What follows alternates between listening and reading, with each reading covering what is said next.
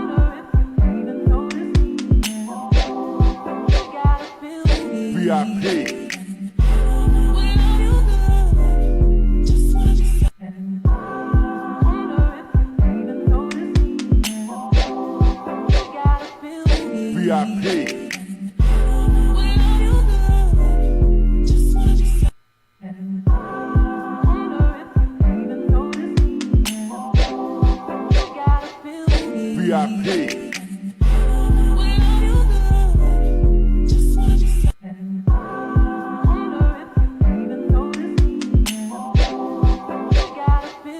VIP.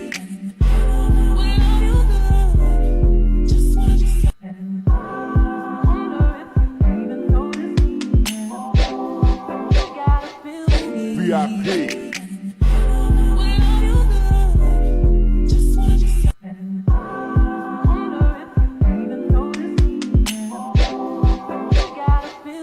VIP.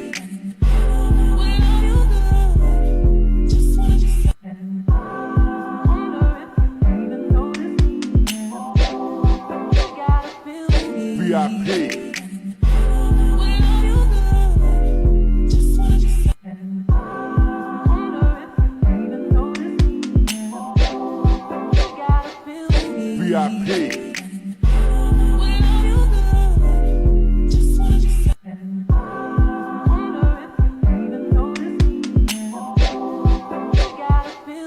VIP.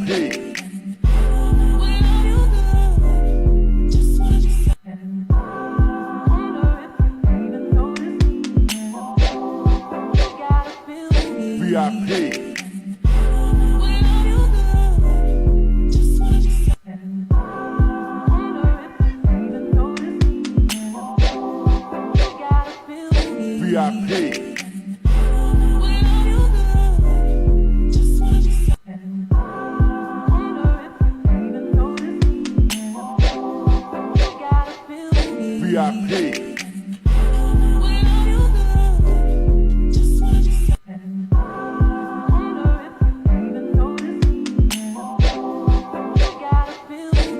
VIP.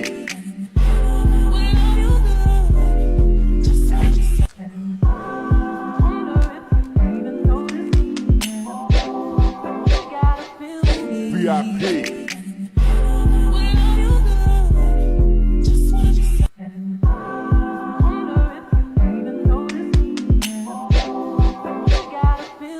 VIP.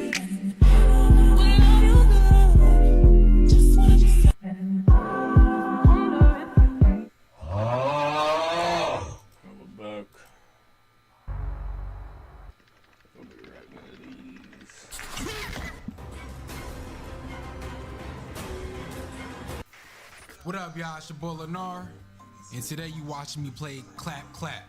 I mean, not today, but this video I'm recording right now is the day after the video you're watching right now, because I didn't record the intro, I streamed it. But yeah, man, it's me playing Clap Clap. Yeah, this was a scary game. This was like just as scary as Akamanto for me. And that's it. That's all I gotta say. All right, man. Enjoy the video. All right. Clap, clap. By the looks of it, by what I seen, I guess when you clap, a monster just comes out. I think that's what this game is, and it's a tall monster, about the size of Slender Man. All right, clap, clap, man. Clap, clap.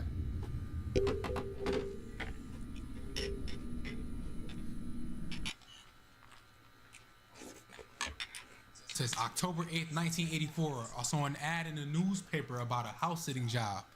Since I was about short on cash, I decided to sign up. Oh, since I was short on cash, I decided to sign up. All right. Okay. Oh man. This game. Oh man. Don't like this shit already, y'all. What's my guy doing, man?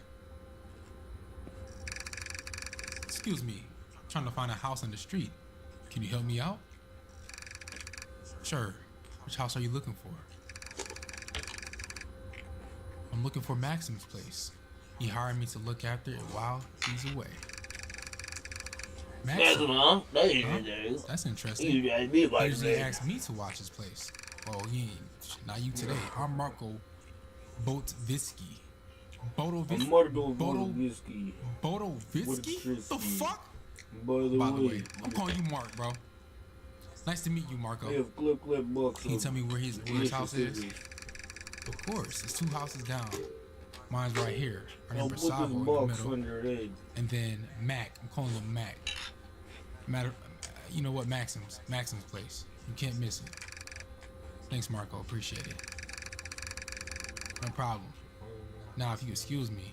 I'm actually gonna turn off the lights. This is supposed to be scary. It doesn't seem like it's fucking scary. This nigga has a box of cereal. I'm really excited. I'm actually into pretty good. Oh, that sounds right interesting. What does it do? Fucking marshmallow frosted flakes. You doing a lot of talking, man. It says, well, it's supposed to make life a whole lot easier. You know, controlling the lights, temperature, even the security system. Pretty cool stuff. Very nice. Wow, that does sound convenient. Why did you decide to get it? Oh, early morning. I was late. Probably because of the recent morning. disappearances happening around here.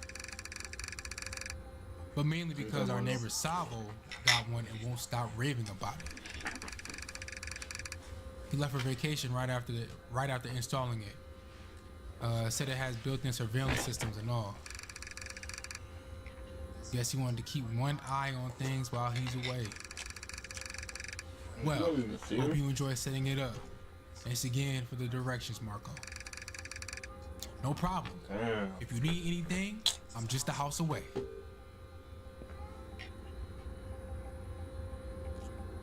Something wrong with this dude, man. Okay, let's go to the house I'm supposed to be sitting.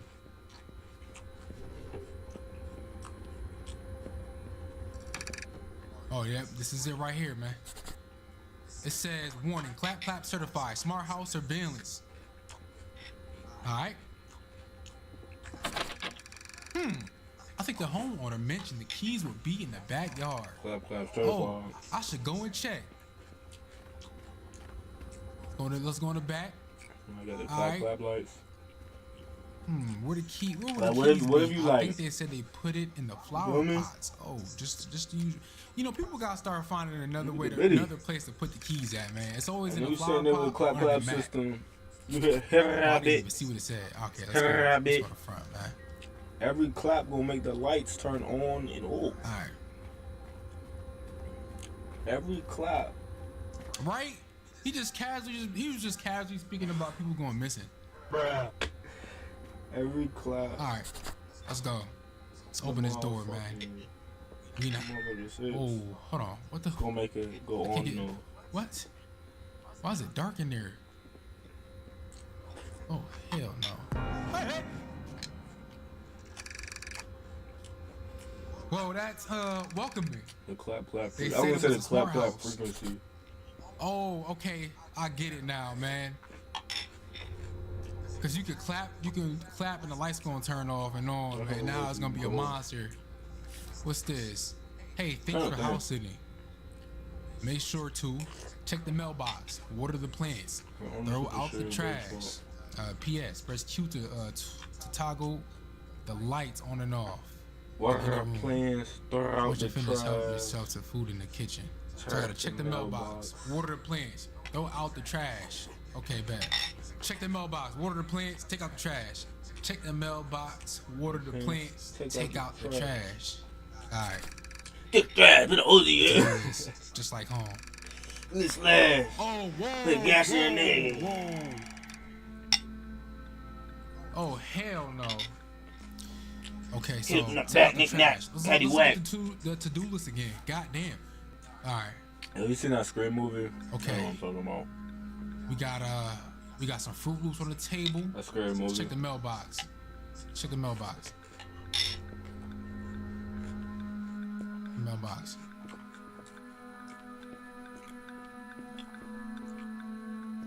Wayne's Brothers is in it. Got Marlon Wayne. Oh, I gotta explore the rooms first? What game does that, bro? I never seen. Oh, that's how I close the door? I think Marlon Wayne is the one in that one. This is like. It's not cool. Oh, nah. I don't like this. Oh. It's actually both of them. This doesn't count as a room. Alright, bet.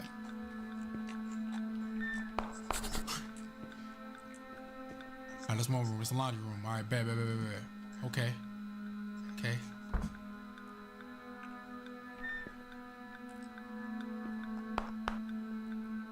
Sean Wayne.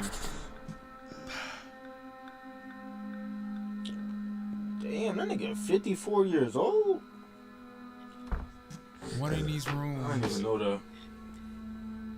Yo, what is that? What is that?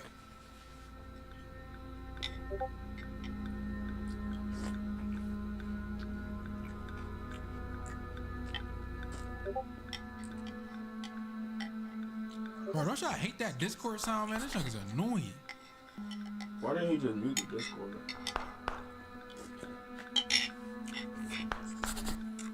Just muted Discord. You let that bitch on.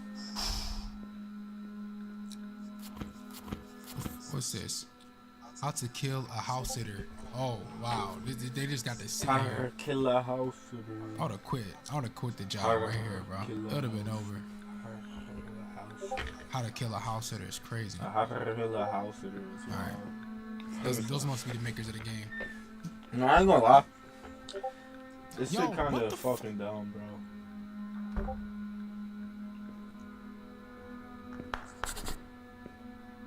Okay, bet. We got the... No, I'm not talking about the game. I'm talking about the fact I can't remember what that word is called. Like, I was thinking from earlier what I said. Got the rubber ducky. Still can't remember that fucking word. Alright, we explore all 6 rooms.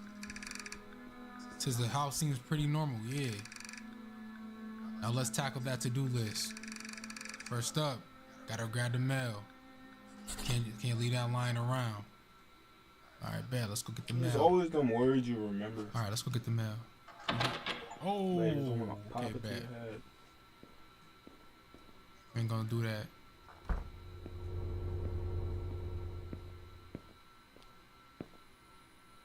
Bro, I should've played something happy. The force of the class. Please help. Don't turn the lights on. Kim Cow Zex. Ain't gonna do that. Redacted traits. Bro, I I thought that was a movie. This, my bad. No, it's talking about a movie. I should have played something happy. It was just an ad. Please help. Kim Cow Zexon, 25 years old, 170 pounds, 5'9". Last seen September 23rd, 1984, on Southward Park wearing a black sweater and black hat. He was doing house sitting services. Missing house sitter, huh? Yep. Sounds like the beginning of a mystery novel. Yep. Wonder what happened. Alright, bill sorted. Now time to show the plant some love. Alright, bet. Can't have them wilting on me. Alright, here go this music, man.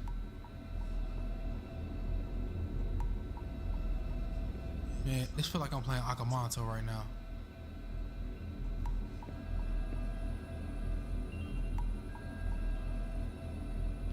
Grab the watering can from the garage. Bro, this music making my ears itch.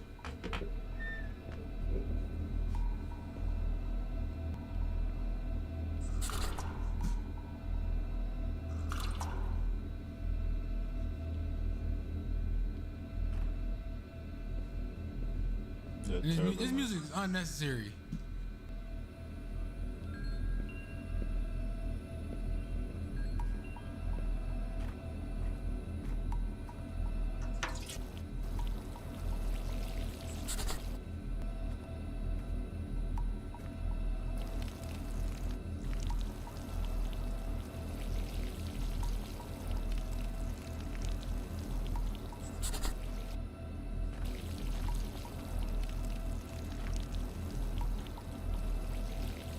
I'm not leaking on the leaves, man.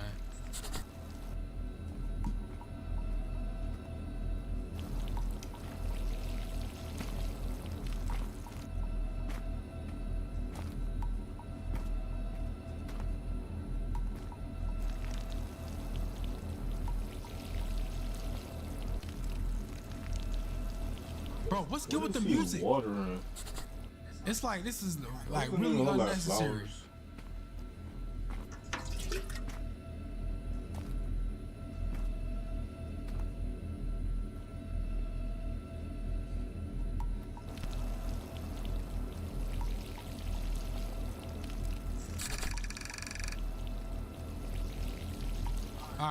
Now let's take out the trash. Let's take this trash out. Yo, chat, would y'all house it? Cause I wouldn't house it.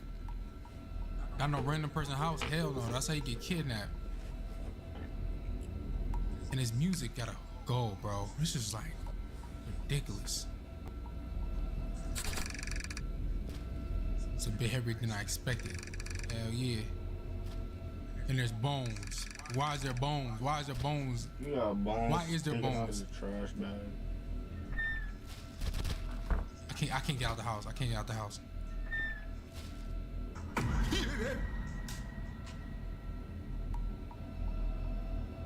Jesus, stop.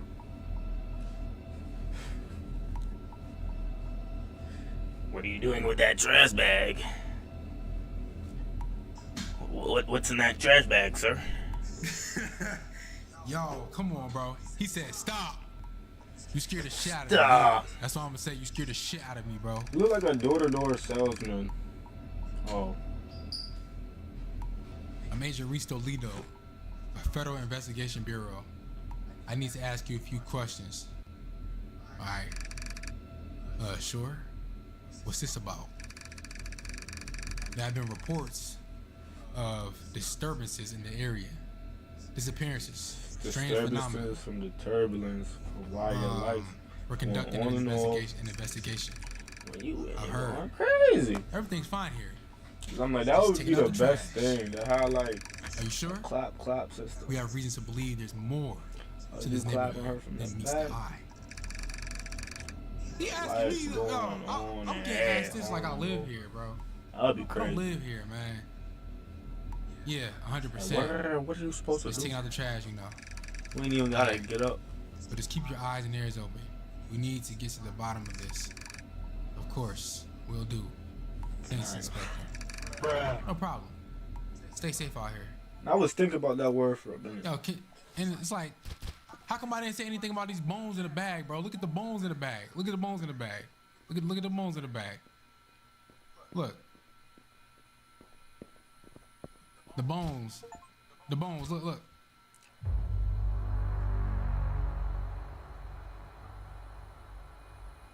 Nah, bro. How did he just die from a trash bag full of bones? That shit must stink.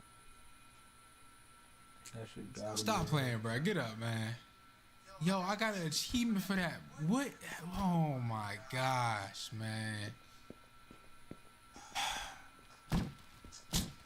Dude just found a secret ending. How the hell he died? Now I got no cops. You don't take out the trash for 3,000 weeks, nigga. I got. Yo, what the? Yo, why am I allowed to do this in this game, man? What the f, bro? And it's not gonna fit in my trash can either. Burn them up. Alright, so this is what I'm finna do. Burn them up and put them in the trash. Alright, man. Hey, you got a body in your trash can. You got a body in your trash can now, bro. Here we go. Just like that. Would the garbage man really take that? How you die? See, my guy home. Can't even get in there, yo. I'm not even allowed to go in there. This is crazy. I can't see any of my neighbors. Garbage man is not taking that out. He's finna quit.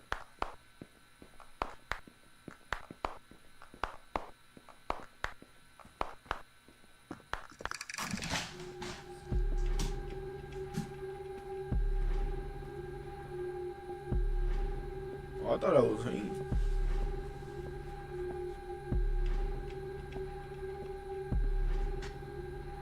Yo, hell no. I didn't do that. I didn't do that, bro. I didn't do that. I swear I didn't do that. That wasn't me, bro. Oh my gosh, man. I'm tired of this, yo. I'm fucking tired of this shit. And the music, bro, the music. I don't want to do this no more, bro. I'm not gonna lie, I don't want. Bro, just now blurred the chat. I just peeped it. Oh my gosh, bro. Come on, man.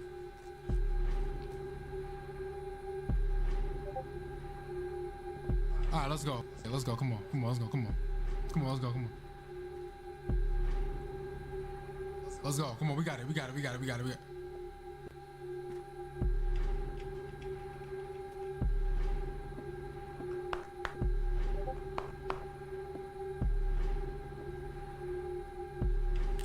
Nah, I ain't gonna rely. Yeah, y'all hearing me? Y'all hearing me? Y'all hear? Y'all got. Nah, you found a secret ending or something?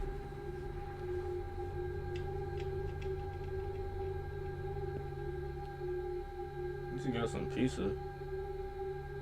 Yo, who touched the pizza, bro?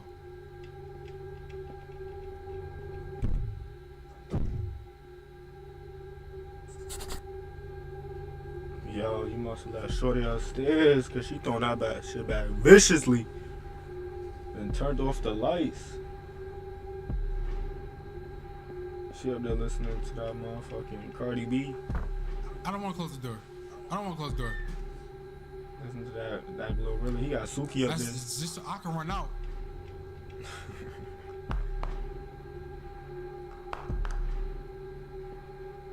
Nah, I ain't gonna lie. I wouldn't even get no house. You should, like, if you gonna get a house like that, you should probably get them lights in one room. I ain't gonna hold you.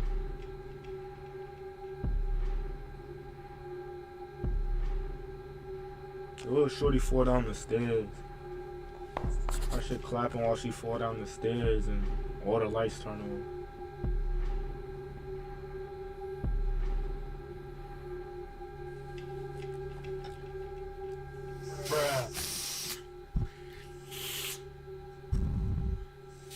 I'm getting lightheaded. I'm getting lightheaded. I'm getting lightheaded.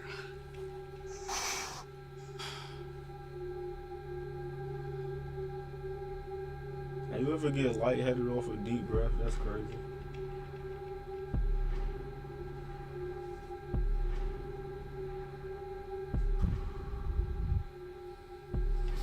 How you ever get lightheaded when you fucking stand up too fast? This can't be worse than Akamoto, right? It can't be worse than Akamoto, right? Brain just get an error.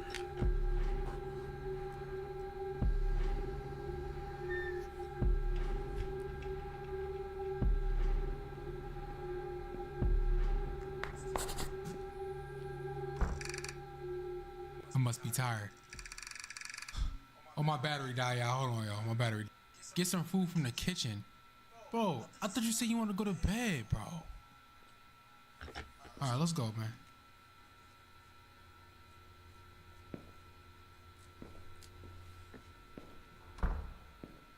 Let's go get something to eat. You know? Act like none of that ever happened. Never happened. Yep. Yep. The fuck is... Hey, that shit real life get annoying though. You gotta clap every time. Ain't nothing in the fridge, bro. Damn. Eat some cereal. Put cereal on bed upstairs. Cereal on the bed is crazy. As soon as you sit down, man, This game got me. This game got me just as scared as I was with Akamoto.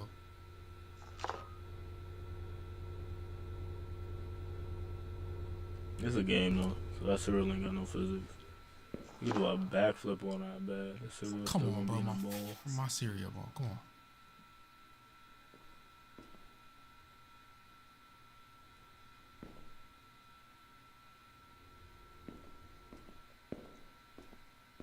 Oh, this the wrong room. I didn't realize I should make a cereal bowl like that. A cereal bowl where your cereal can't Yo, spill. this is a magical bowl of cereal. Cause look at this. It is not. It's not falling out, bro. That's why cereal's banned in the U.S. Man, there's no reason why my cereal should be doing this right now. All right, let's lay down. Let's go to bed, yo. Cereal ban would be crazy. All right. No Turn the Frosted TV on. Flakes. Yep. No Cocoa Puffs. Turn the TV. No motherfucking anything. So you get your daily raisin bran and honey oats.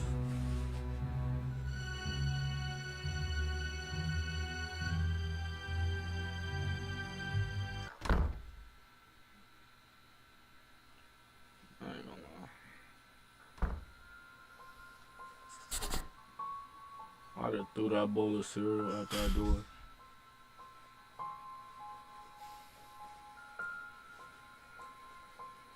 Take a face full of motherfucking, I think those Fruit Loops. They look like Fruit Loops or like Cheerios. I don't want to figure out what's going on. We have a window I mean, right not here, Cheerios. chat. There's a window right here.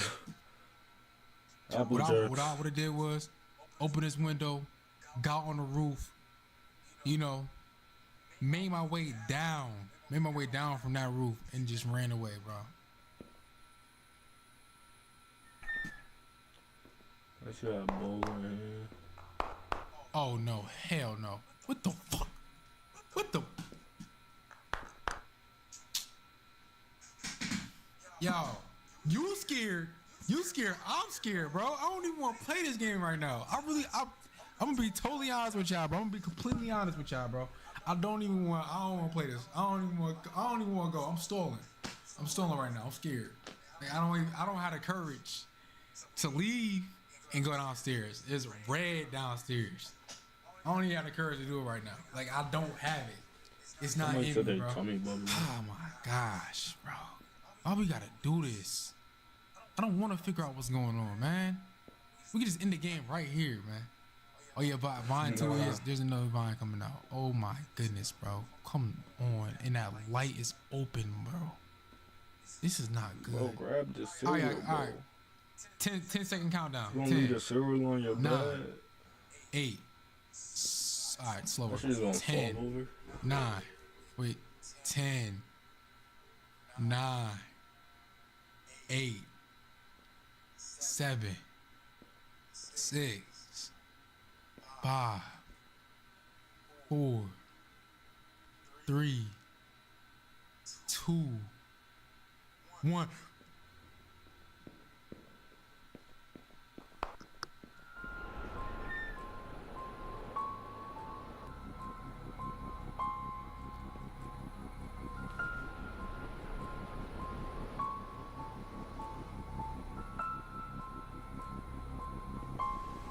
Bro, what happened to the room? Why is it doodle streaks on the wall? Yo. All right, let's go, bro. I'm really.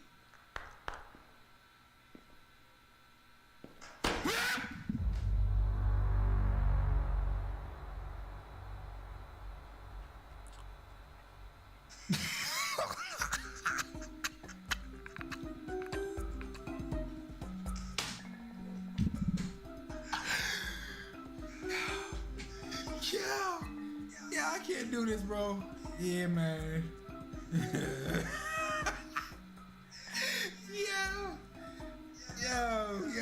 that was OD, bro. I ain't gonna lie. That was crazy. Yo, that was crazy. Oh, man.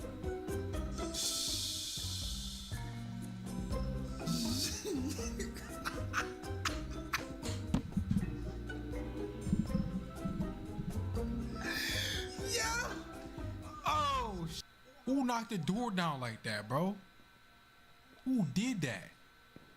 All of her doors is going off the hinges, man. Like, I'm not even about to go investigate. I'm about to run this way, bro. I'm about to take a right and playing around, man. What the fuck was that?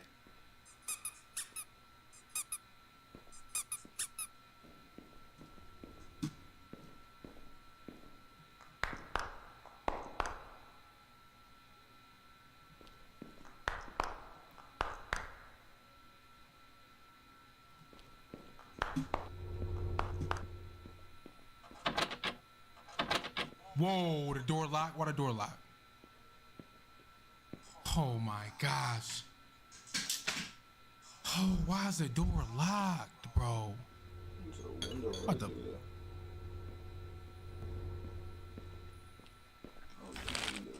About to break a window, man. No. That bag of chips, so this is actually a game. Like some games, that bag of chips would actually break the window. You got a bag of chips, you got a bag of bricks. Alright, I'm gonna go in.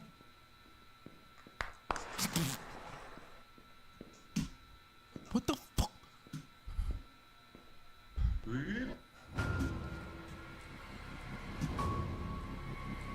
Bro, that shit just say crazy.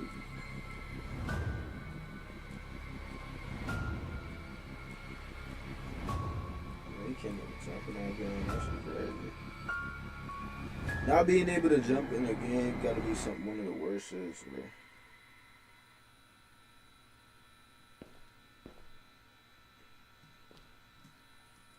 Yo, I can't. You just be tight, you can't even jump. Like, what a mechanic, bro. Yo, I didn't even see nothing. I ain't see nothing, bro. I ain't see nothing. I ain't see a thing, bro. I ain't see a thing, man. I seen the...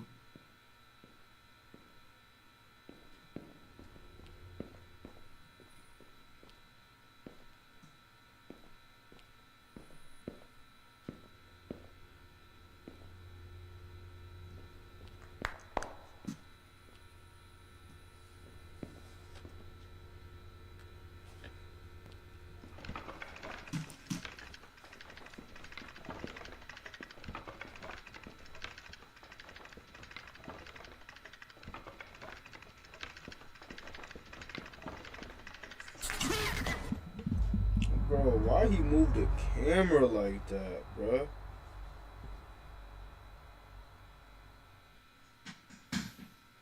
Like, I'm thinking our dead ass gotta get up and play this shit.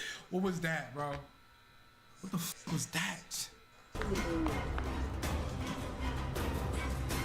Why were you running in there, though?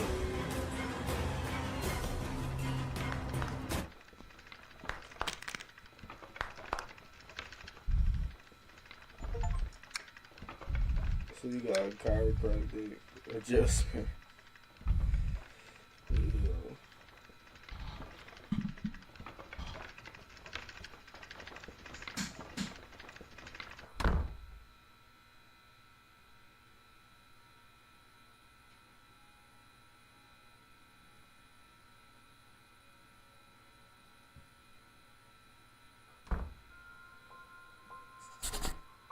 This is the checkpoint? No, come on, man. Now you gotta go to Home Depot and buy extra doors and shit. I got the doors on the engines. I would've been tight.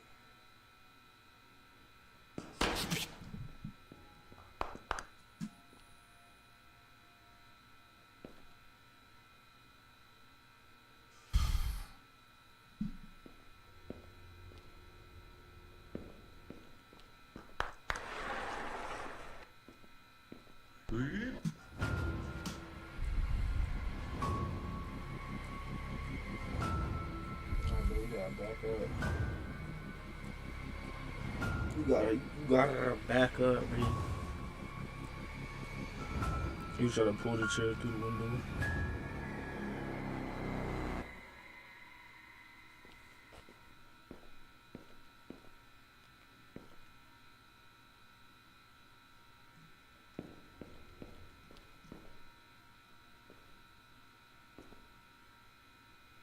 I have to reveal him and then run.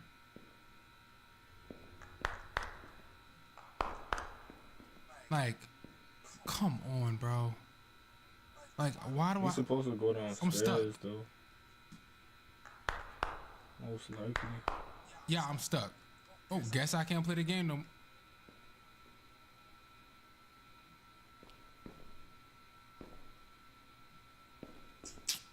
You gotta turn the lights on downstairs first. Come on, bro. Let's go. Come on. Stop being the. Stop being the. Stop being the. Stop being the. Come on. Lennar, stop. Stop. Just go, bro.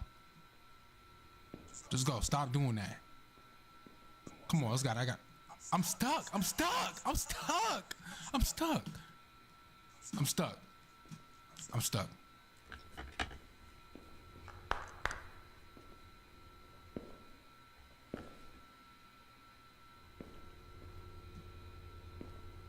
Rubber ducky. He's gone.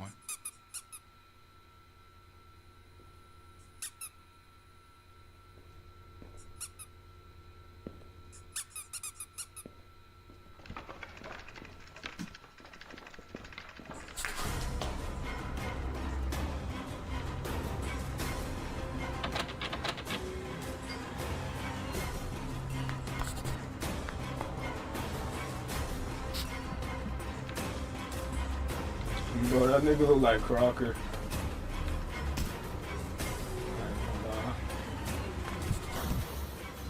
Nigga bust through the bro, like, figure dudes. Ain't no way.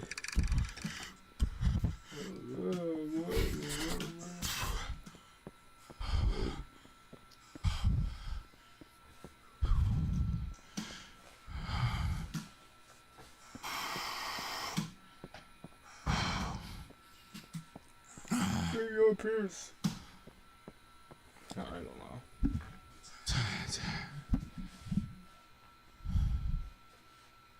You'll be watching like one of these. You suck around until Oh my goodness, bro. It said I kept running until I reached the nearest police station. While investigating, the authorities found Marco's lifeless body in his house. Meanwhile, this was the Max's shortest remains game. were found stuffed Like, in now the you ever trash be bag watching outside like his house. these YouTubers play The these neighbor games? Sabo has disappeared They just want to grab the similar controller. circumstances. His remains have not yet been found. Despite the eerie scratches on the walls and my harrowing account, no trace of the creature is ever discovered. The case remains unsolved, leaving an unsettling mystery behind, bro. That was clap, y'all. Whew, man. All right, that was scary. All right, that was scary. I get that on a scariness level, 10 out of 10, bro. That got me bad. That got me bad. I'm never installing a system like that in my house ever, bro. Never happened. 10 out of 10 beams. Stay right there. That's pretty good. Stay right there. Oh, careful. Turn around. No.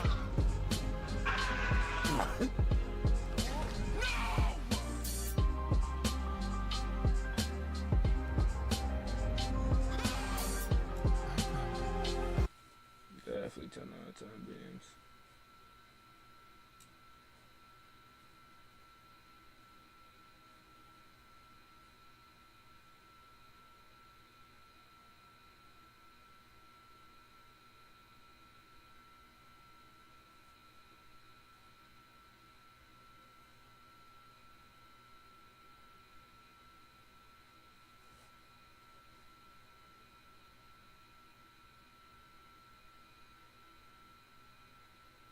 Y'all remember this guy? He's a deadass just eating mad bullshit. And damn near cough up a lung.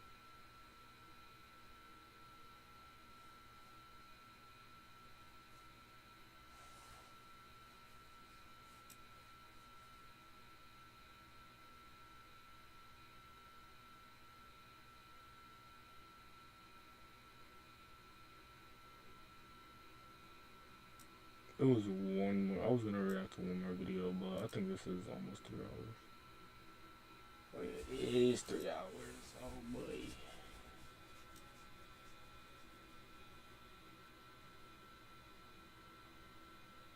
Alright, since this is 3 hours now.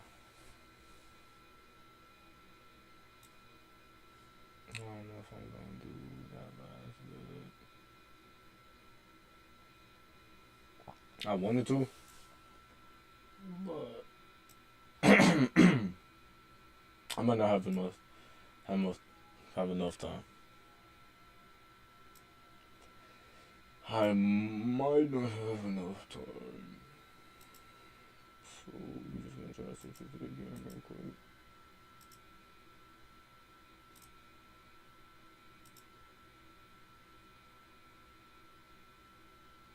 Those were scary. Honestly, that gameplay probably was scarier than some of the stuff I watched. That's the only real reason I was like, we might do one more vid. It's because like I was really expecting something scarier. Cause we did watch a couple Bizzare videos. Stuff about the animals. Then we had the reactions to the animated horror stories.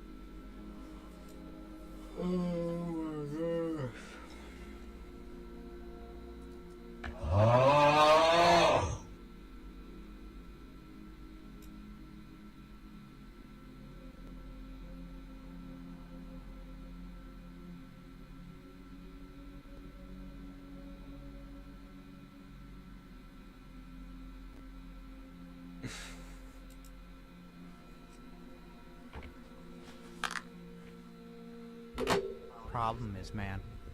I have 30 minutes for lunch and I'm spending them here, alright? There's no one behind me in line, so what if I took an extra 10 seconds to order? Who cares, man? You really are something else, you know that? You lash out at people, and why? Because you hate your job? Newsflash, asshole, everyone hates their job. I work at the grocery store. I have to deal with bullshit all the time, too. But I don't act like a sarcastic prick with customers. You know, Squidward, this town does not like you, and it's not because you're some kind of misunderstood artist or genius, or we just don't get you. It's because you're mean. Alright? Look at SpongeBob. He works in front of a hot grill all day, but we all like him, and you know why? Because he's nice. He says hello to us. Look, man, I don't want to be this type of customer, you know? I don't like to start fights with folks, but, like, you can't do that, alright? And I'm not going to call out Mr. Krabs or anything. I just want to get my food and go. Please learn from this, alright? Thank you. Try to teach Squidward a life lesson. What the fuck did he even Planning say on at ordering the today, start? sir? I'll have a Krabby Patty. How original. And with extra onions. Daring today, aren't we? Hey, Squidward, shut the fuck up. I don't know what your problem is, man. I have 30 minutes for lunch and I'm spending them here, alright? There's no one behind me in line, so what if I took an extra 10 seconds to order? Who cares, man? That animation, that's be funny as fuck. Like, that's gonna be the last one. That's the last animation. I just had to see what he was saying right now.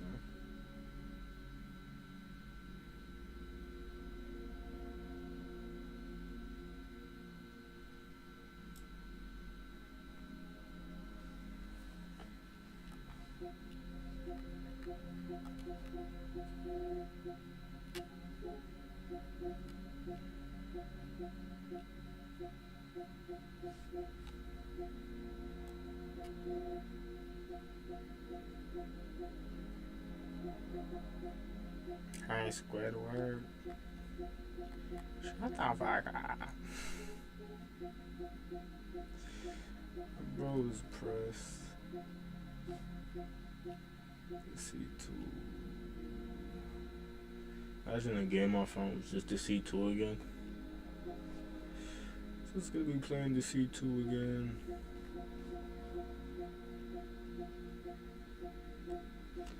That's our W game though. W game.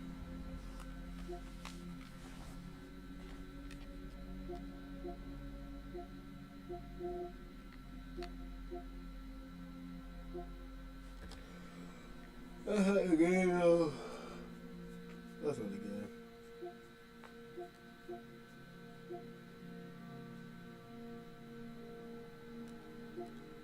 Could play 2 games, I guess.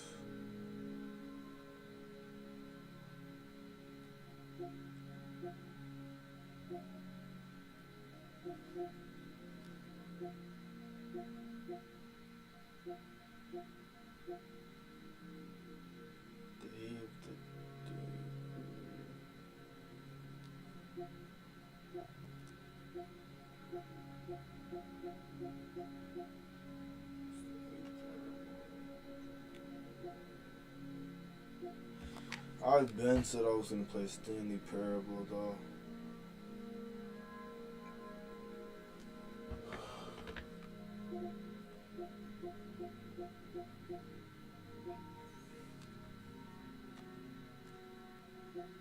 I play on console, PS5.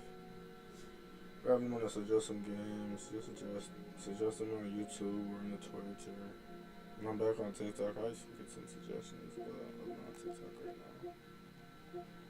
For dumb reasons that don't matter. So, if you ever want to suggest a game, yeah, just comment. Because these dudes will post it to YouTube.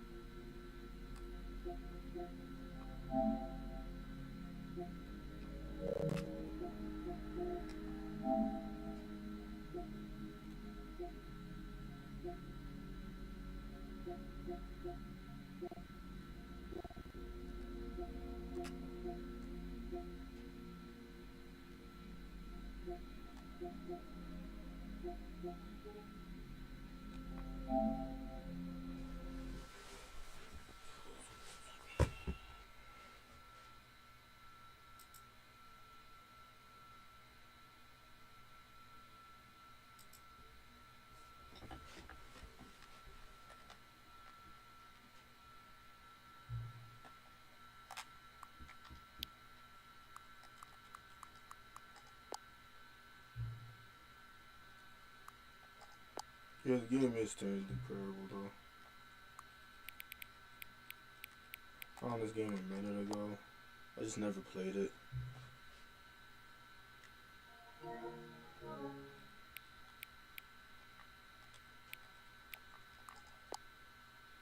So, yeah. It's a good game though. I've seen it, but I haven't played it.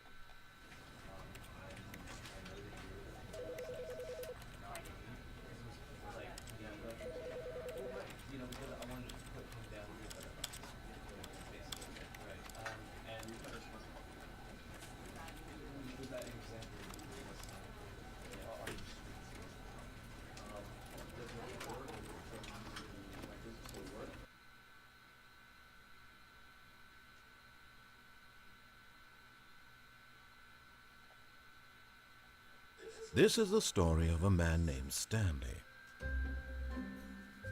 Stanley worked for a company in a big building where he was employee number 427.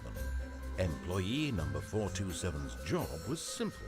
He sat at his desk in room 427 and he pushed buttons on a keyboard. Orders came to him through a monitor on his desk, telling him what buttons to push, how long to push them, and in what order. This is what employee 427 did every day of every month of every year. And although others might have considered it soul-rending, Stanley relished every moment that the orders came in, as though he had been made exactly for this job. And Stanley was happy. And then one day, something very peculiar happened. Something that would forever change Stanley. Something he would never quite forget. He had been at his desk for nearly an hour when he realized that not one single order had arrived on the monitor for him to follow. No one had showed up to give him instructions, call a meeting, or even say hi. Never in all his years at the company had this happened. This complete isolation. Well, I kind of Something wondered was that as very well. clearly wrong. Shocked, Like, what would people frozen do solid, with the end Stanley of the found world? himself I unable know to this is move kind of, for I know it's probably months. echoing off my. But as he came to his wits and shit. regained his senses, he got up from his desk and stepped out of his office.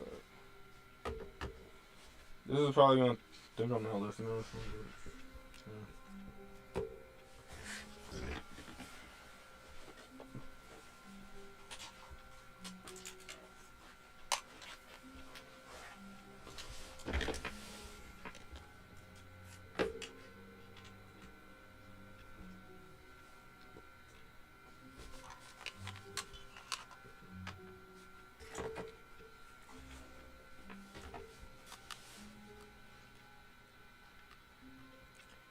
Dude's already standing up. Well, I can't really do anything.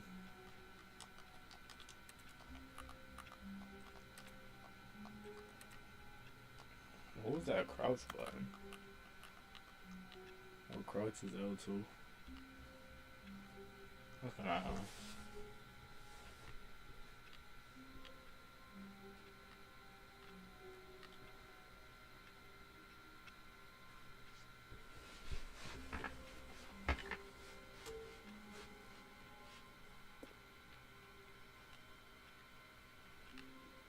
All of his co-workers were gone. What could it mean? Stanley decided to go to the meeting room. Perhaps he had simply missed a memo.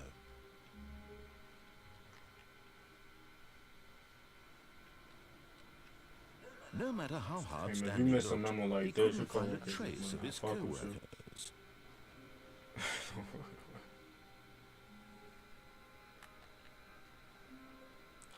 Say to say.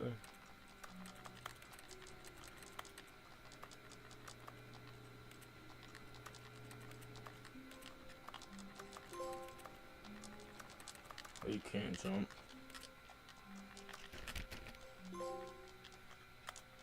Why? That's so ass.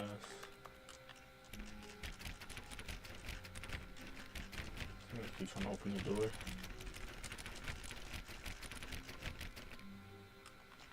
Stanley went around touching every little thing in the office, but it didn't make a single difference, nor did it advance the story in any way. Bro, shut up. I'm trying to see what's up. Pen. Is he missing? Oh, I thought he was missing keys off the keyboard.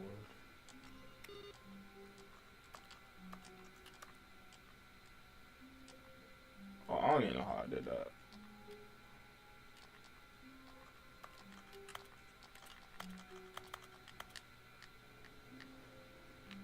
Wait, no, I did actually just turn that off. Who farted? Larry. But he doesn't take his job serious at all. I hate Mondays.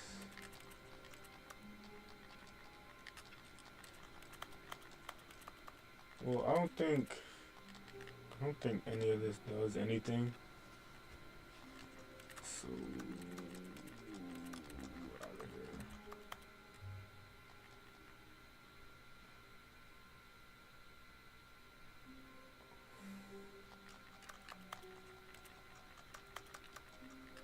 My bro's devious. Buddy, you're devious is what we.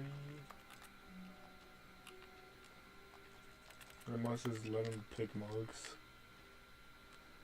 out the mug box.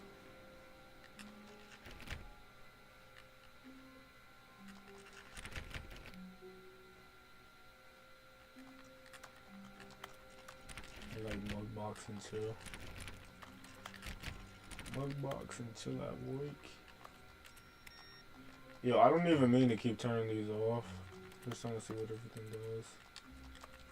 What just happens if we just... Stanley clicked on literally every single door in the office because he doesn't pick up well on cues from his environment.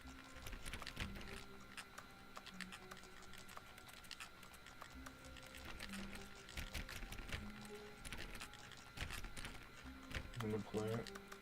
No, I'm gonna stop.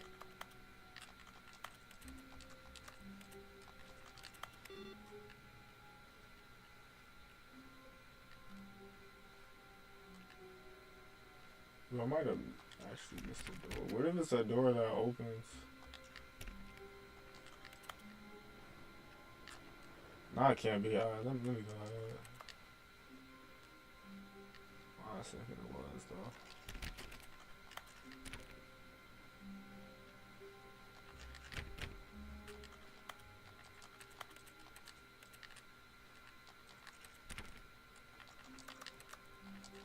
Every door is getting sweet.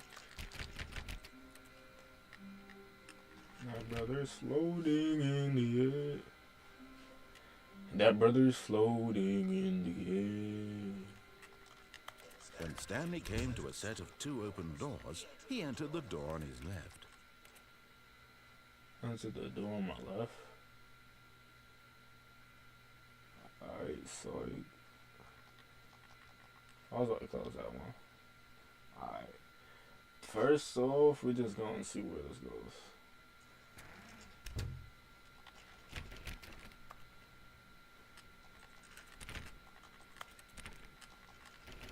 Oh wait, we can't open all the doors because... Yet there was not a single person here either. Feeling a wave of disbelief, Stanley decided to go up to his boss's office, hoping he might find an answer there.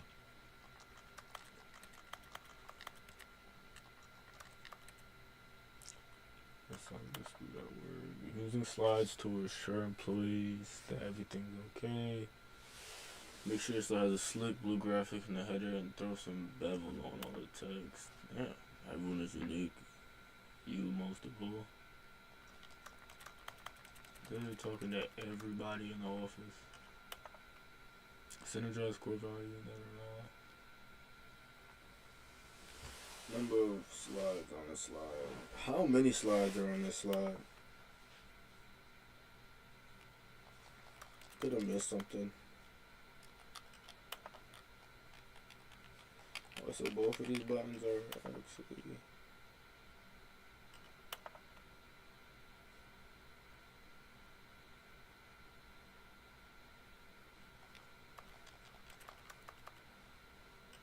The top 20 Bro, the boss must have low fucking self-esteem. Jesus Christ.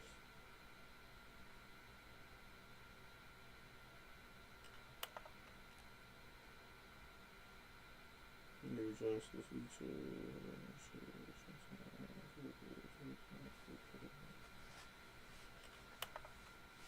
Unbelievably amazing. All the time to do. No special promotional recognition. Don't get fired. Tips for not getting fired. Talk less.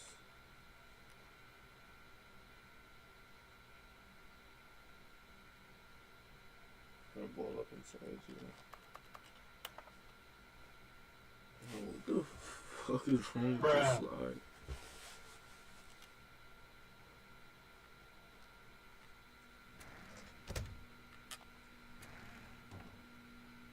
Stanley stepped into the broom closet, but there was nothing here, so he turned around and got back on track. You can't jump in this game. There was nothing I here. literally No was just choice to talking make, about this no a lot path to of follow, reactions. just an empty broom closet. No reason to still be here. It must be something in here if he's saying all this. Like, you gotta do like a door or something. It was baffling that Stanley was still just sitting in the broom closet. He wasn't even doing anything. At least if there was something to interact with, he'd be justified in some way. As it is, he's literally just standing there doing sweet FA.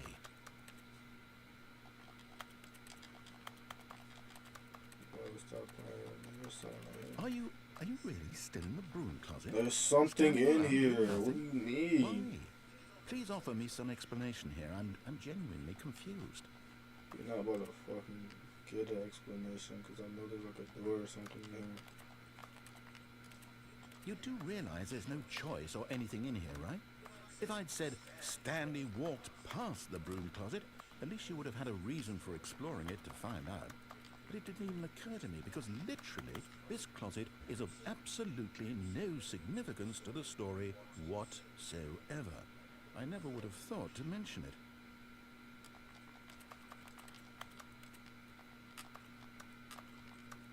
Maybe to you this is somehow its own branching I path. wonder if he'll give Maybe me like when some you type talk of about this with achievement. your friend, you'll say, "Oh, did you get the broom closet ending was my favorite." I hope your friends find this concerning. This is gonna end the game now. Stanley was fat and ugly and really, really stupid. Yeah. He probably only got the job because of a family connection. That's how stupid he is. That or with drug Yeah, money. this nigga Also, getting Stanley's mad as addicted to drugs and hookers. He getting mad because I'm not listening to his bitch ass. Well, I've come to a very definite conclusion about what's going on right now. You're dead. You got to this broom closet, explored it a bit, and were just about to leave because there's nothing here, when a physical malady of some sort shut down Yo, your dude central is nervous mad. system, and you collapsed in front of your screen. This dude Well, in a is situation like T, this, the man. responsible thing is to alert someone nearby so as to ensure that your body is taken care of before it begins to decompose. Hello? Anyone who happens to be nearby? The person at this computer is dead. They have fallen I'm on prey the to any PS5, number of your bitch. countless human physiological vulnerabilities. It's I know indicative what of you're the talking long-term sustainability of your species. Please remove their corpse from the area and instruct another human to take their place, making sure they understand basic first-person video game mechanics and filling them in on the history of narrative tropes in video gaming, so that the I wonder how long he's gonna and keep going. insightful commentary of this game is not lost on them. All right, when you've done that, just step out into the hallway.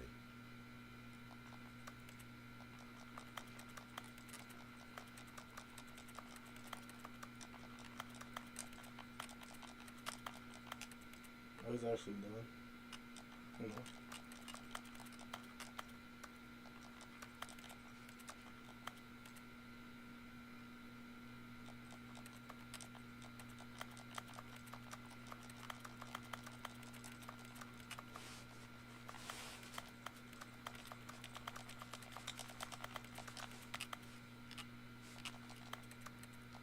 Yeah, there's really nothing in here.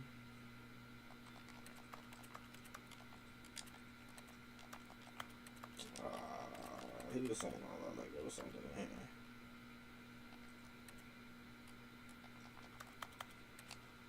These look like these white patches, bro. I thought there was something right there.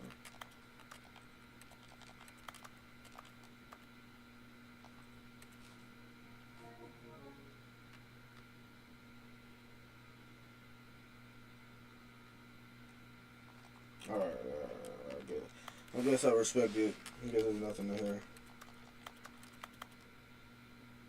Ah, second player. It's good. You too? Unbelievable. I'm at the mercy of an entire species of invalids. Perhaps there's a monkey nearby you can hand the controls to. A fish? Fungus? Look, you can hammer out the details. I'm not particularly picky. I'll just be waiting for when you're ready to pick up the story again.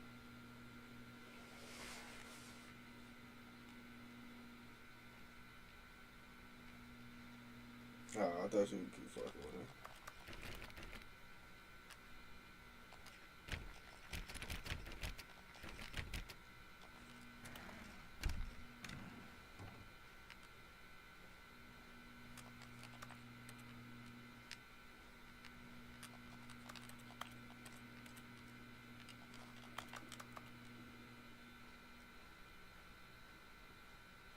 Coming to a staircase, Oh, fuck. Stanley walked upstairs to his boss's office.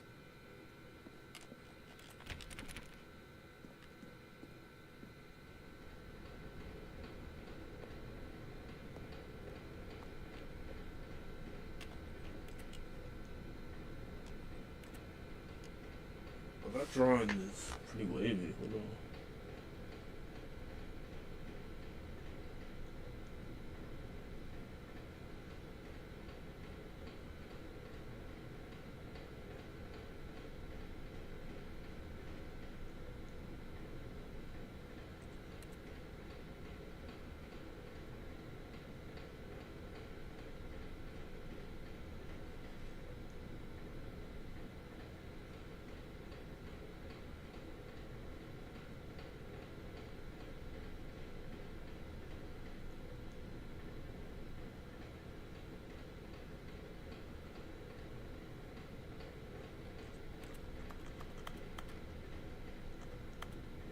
This is High Lonnie. I wrote this first period and left it. And you lock on the wait a second. I don't know what it's called. It's what all the cool kids are doing.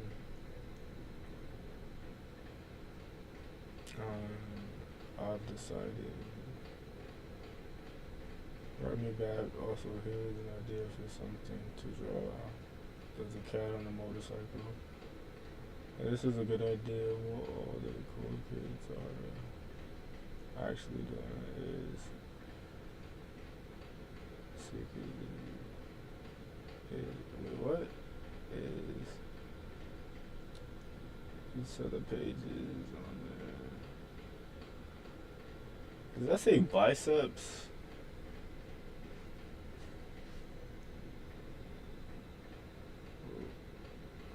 I'm cooler than them because guess what?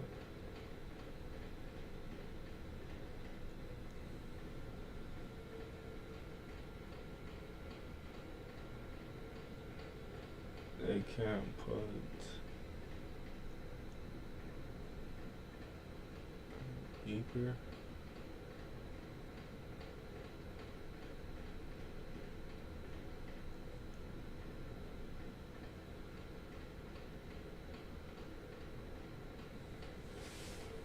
Read a little bit of that. Yeah. I wonder if we're supposed to look for these pages.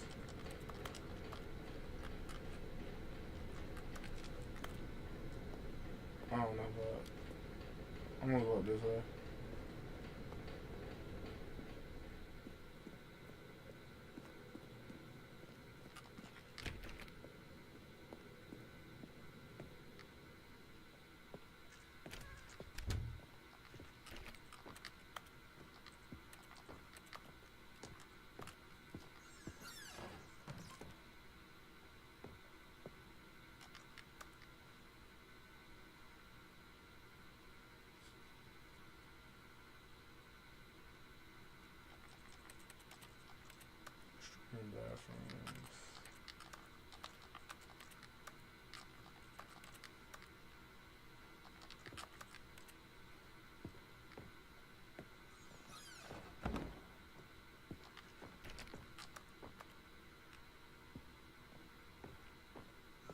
Stepping into his manager's office, Stanley was once again stunned to discover not an indication of any human life. Shocked, unraveled, Stanley wondered in disbelief who orchestrated this. What dark secret was being held from him? What he could not have known was that the keypad behind the boss's desk guarded the terrible truth that his boss had been keeping from him. And so the boss had assigned it an extra secret PIN number, 2845. But of course, Stanley couldn't possibly have known this. Hey, switch my calls on Monday. I'm going on vacation. I'll put the APY into the high level investments. Alright, bye, bitch. Stanley just sat around twiddling his thumbs. Fuck you, bro. On the device was useless, since he could not listening to your bitch ass. The combination was 2845. No, I don't believe you, bro. I don't believe you. Alright, let me put it in before you start bitching. 2845. You got a key? You got a key? Where you cat?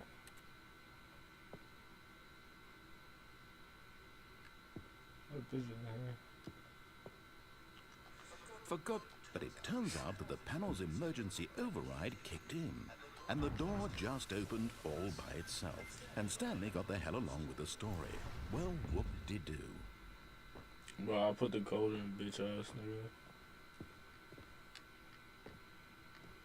Just let me put the code in. I'll put the code in, bro. What's wrong with you? What's wrong with you?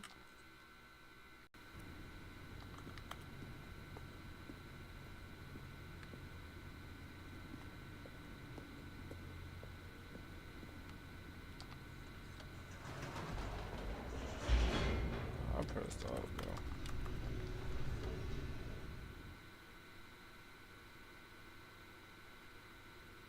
Descending deeper into the building, Stanley realized he felt a bit peculiar.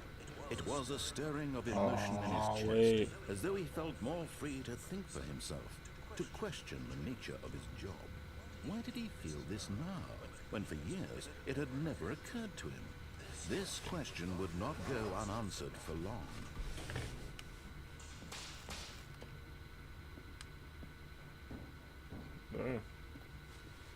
Stanley walked straight ahead through the large door that read Mind Control Facility.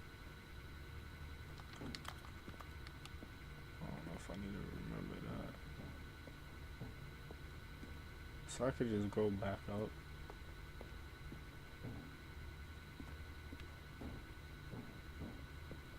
Escape.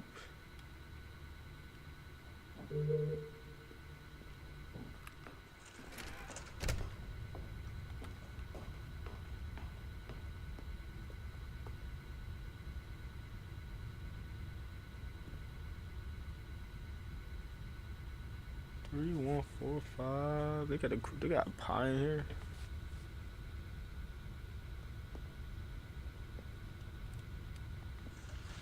The lights rose on an enormous room packed with television screens. What horrible secret did this place hold? Stanley thought to himself. Did he have the strength to find out? Yeah, maybe. Keep clicking I do.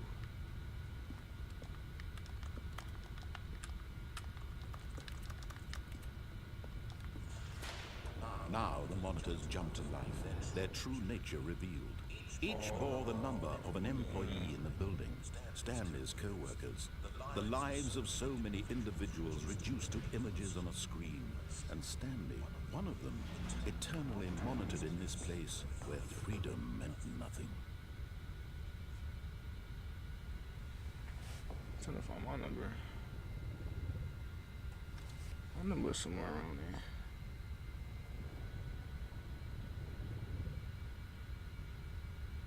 Oh, my shit right there.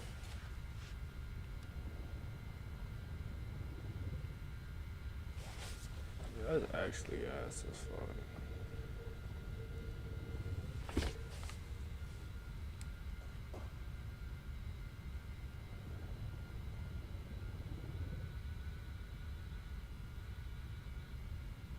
How many people are fired though? One, two. This nigga shit glitched. Do we gotta remember the glitched ones? Oh no.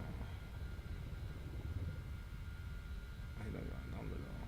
Oh, that's 234. 234 got a glitched ass number.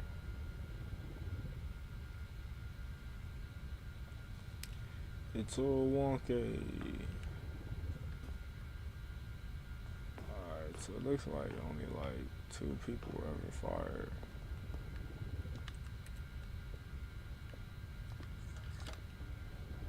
This mind control facility, it was too horrible to believe. It couldn't be true. Had Stanley really been under someone's control all this time? Was this the only reason he was happy with his boring job? That his emotions had been manipulated to accept it blindly? No.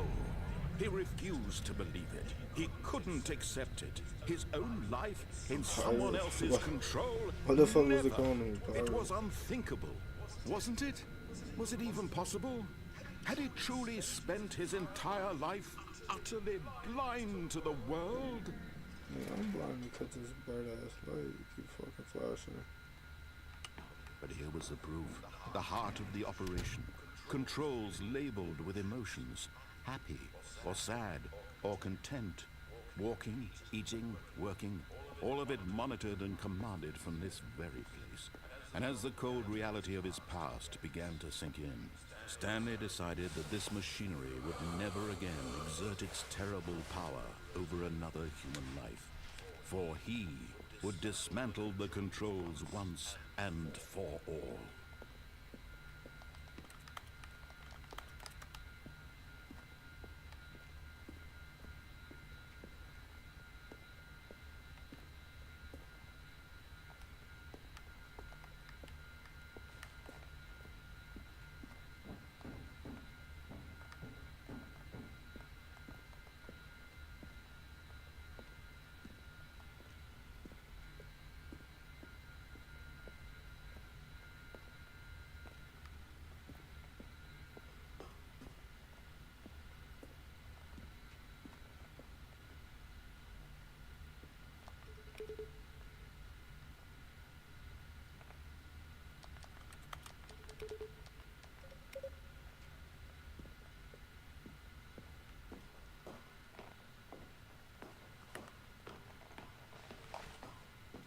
I guess that didn't do anything.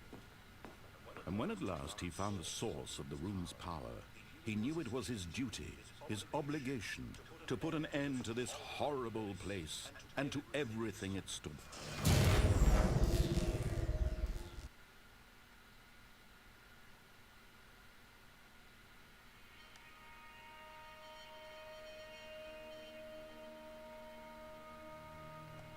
Blackness and a rising chill of uncertainty. Was it over? Yes! He had won! He had defeated the machine, unshackled himself from someone else's command. Freedom was mere moments away. And yet, even as the immense door slowly opened, Stanley reflected on how many puzzles still lay unsolved. Where had his co-workers gone? How had he been freed from the machine's grasp? What other mysteries did this strange building hold? But as sunlight streamed into the chamber, he realized none of this mattered to him. For it was not knowledge or even power that he had been seeking, but happiness. Perhaps his goal had not been to understand, but to let go. No longer would anyone tell him where to go, what to do, or how to live. Whatever life he lives, it will be his. And that was all he needed to know. It was perhaps the only thing worth knowing. Stanley stepped through the open door. Stanley felt the cool breeze upon his skin, the feeling of liberation, the immense possibility of the new path before him. This was exactly the way, right now, that things were meant to happen. And Stanley was happy.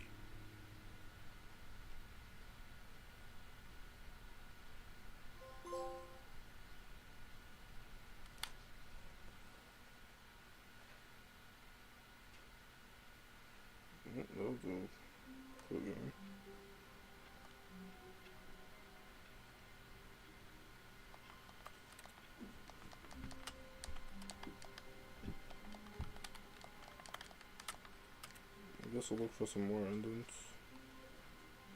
All of his co-workers were gone. What could it mean? Stanley decided to go to the meeting room. Perhaps he had simply missed a memo. Should we try to get all the trophies for this game?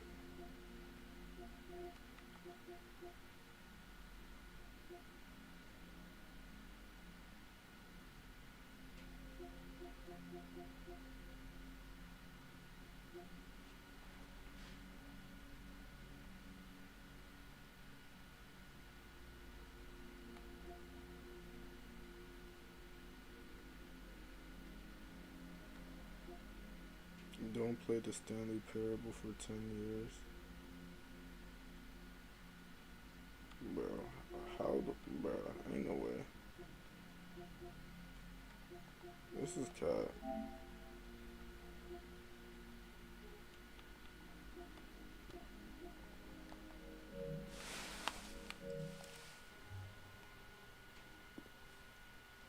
Click on the door 430 times is crazy.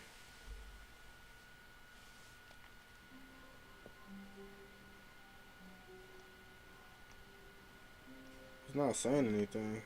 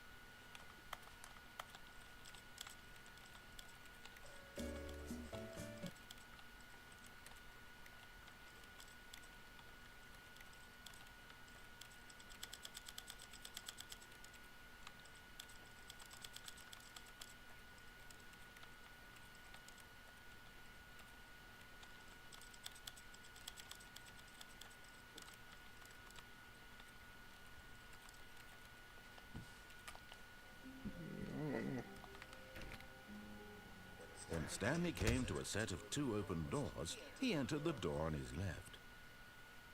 This was not the correct way to the meeting room, and Stanley knew it perfectly well.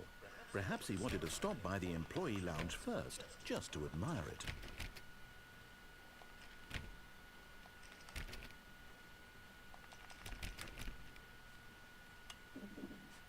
Yeah, how many clicks to get 430?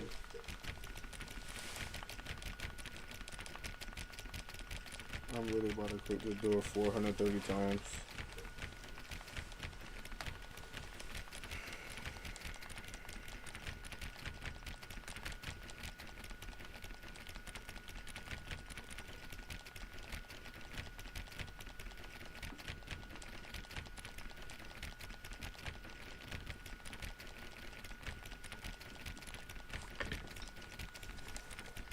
Bruh.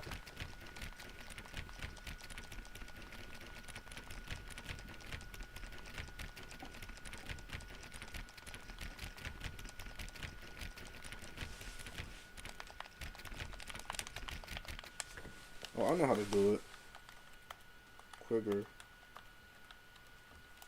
Let's We'll simplify controls on.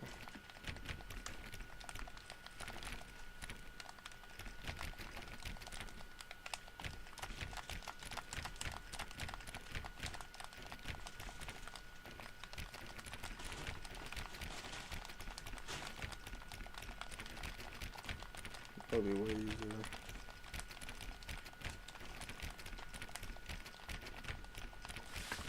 Simplify controls.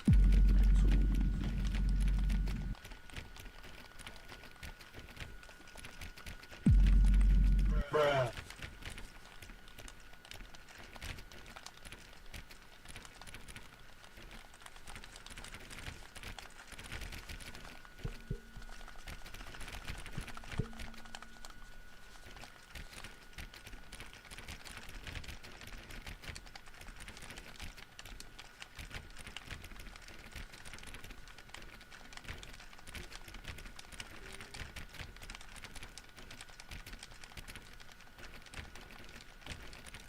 All of this for a trophy.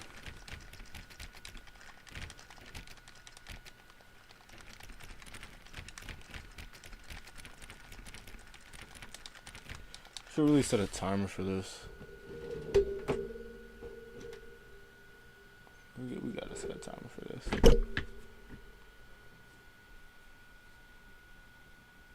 I want to see how long this actually takes. I think I'm halfway there though. I think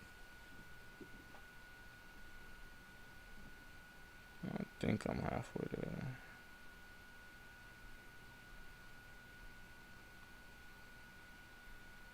I should be at least. Siri, set a timer.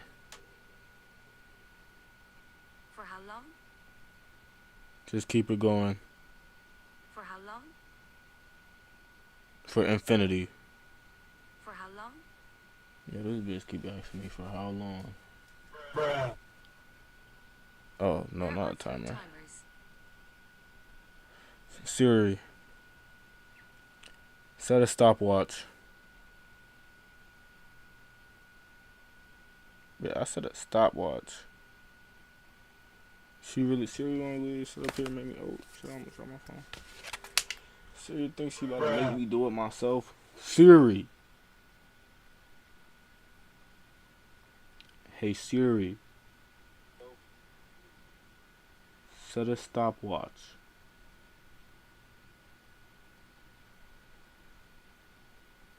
Hey Siri. Start my stopwatch. Yeah, Siri's disrespectful. She don't fucking listen. Right down. Hey Siri. Start my stopwatch.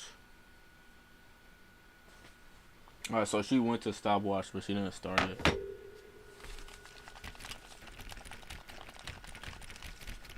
See, that's why Cortana's better.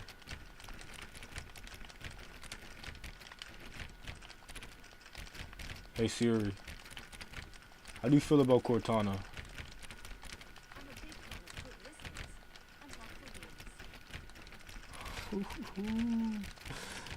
She don't fuck with Cortana.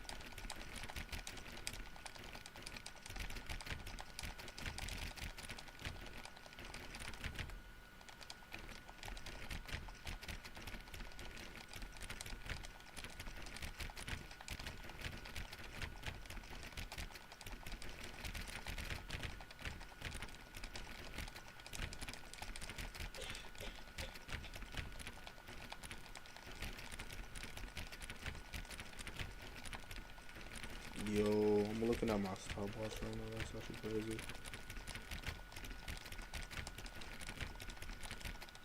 I thought this was just gonna take a minute.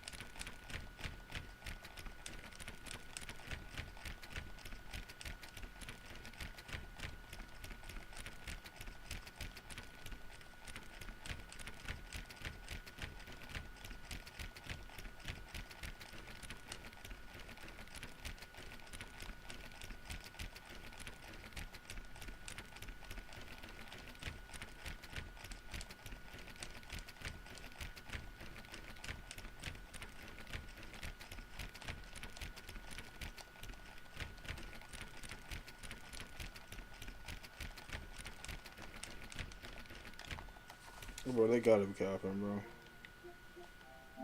I know they capping.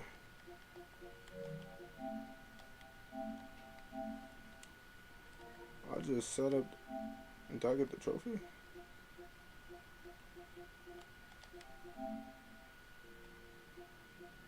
No, I didn't.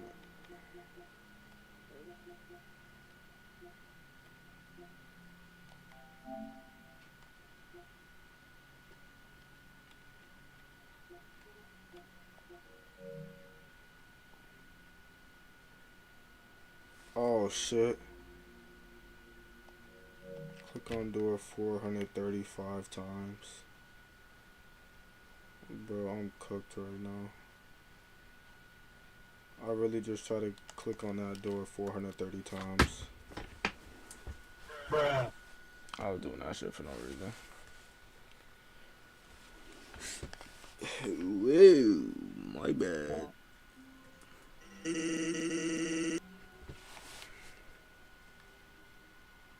All of his co-workers were gone. What could it mean? Stanley decided, oh please, are you really just doing this for the trophy? Yes, give me the Click trophy. the door 5 times? Is that all you think a trophy is worth? No. I can't just give Bro, these give me merits the away for trophy. such What are you little effort, talking a about? measly 5 clicks. Give me the trophy, I bro. suppose you were to click the door 20 times. I would say that's the kind of effort that warrants recognition. Give me my fucking trophy, bro. It says 5 times. You serious? Oh, throw that mug at this door, bro.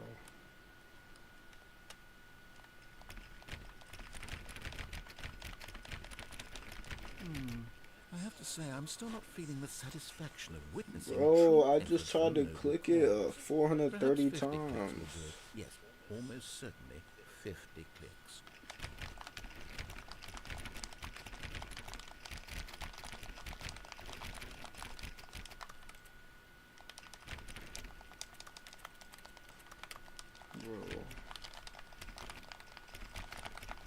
Dude really mad I'm doing this for a trophy. No, I'm still not feeling it. I want this trophy to have meant something. It has to be a true reward for valiant effort. I want to see some hustle, Stanley. I want to see commitment, a willingness to go all the way no matter the cost. Why don't you go put 20 clicks into door number 417?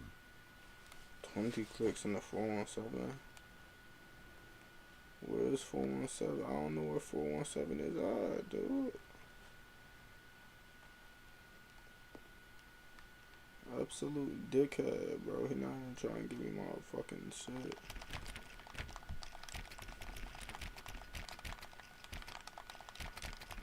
Oh, great. Now, go click a few times on door 437.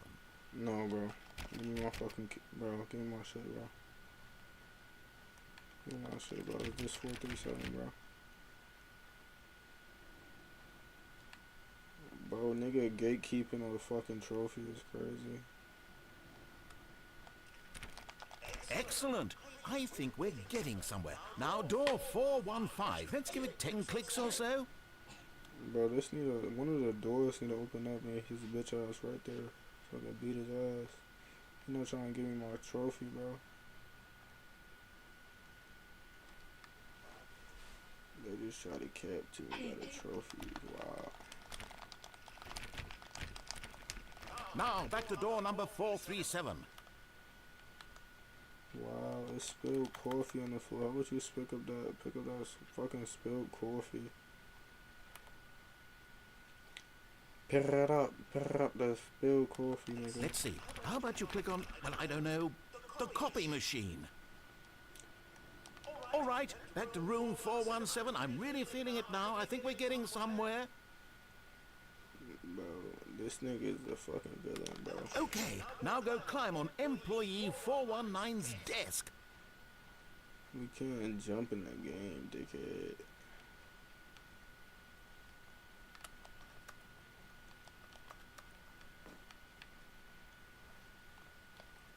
You know we can't jump in this fucking game. Why is he doing that?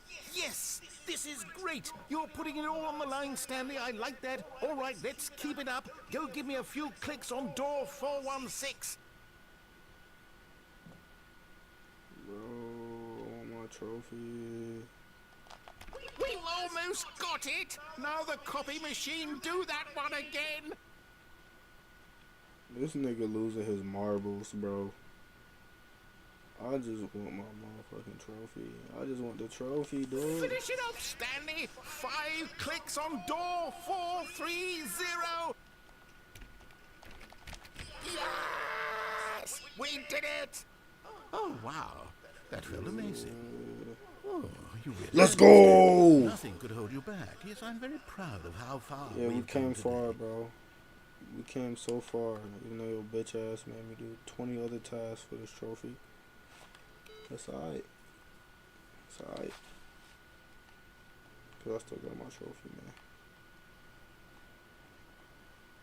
Something with the number 8. It says like 888, bro. No, I don't think they're talking about motherfucking William Attire, bro.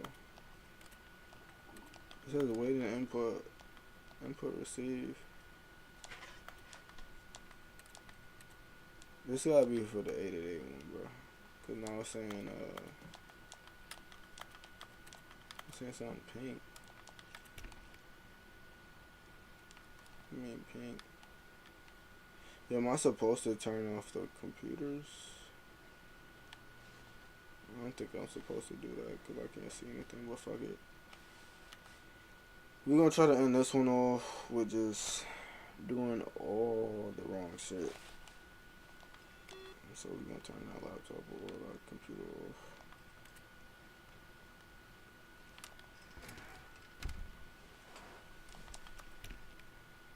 When Stanley came to a set of 2 open doors, this was not the correct way to the meeting room, and Stanley knew it perfectly well.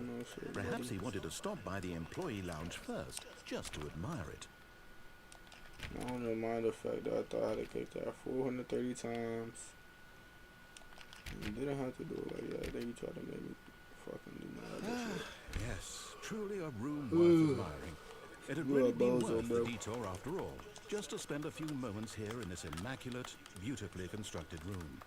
Stanley simply stood here, drinking it all in. I'm gonna keep going, bonehead. But eager to get back to business, Stanley took the first open door on his left. No, I'm gonna go. I'm on just a little straight, bro.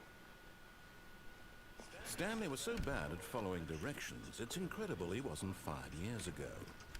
Yo. Look, Stanley, I think perhaps we've gotten off on the wrong foot here. I'm not your enemy, really, I'm not.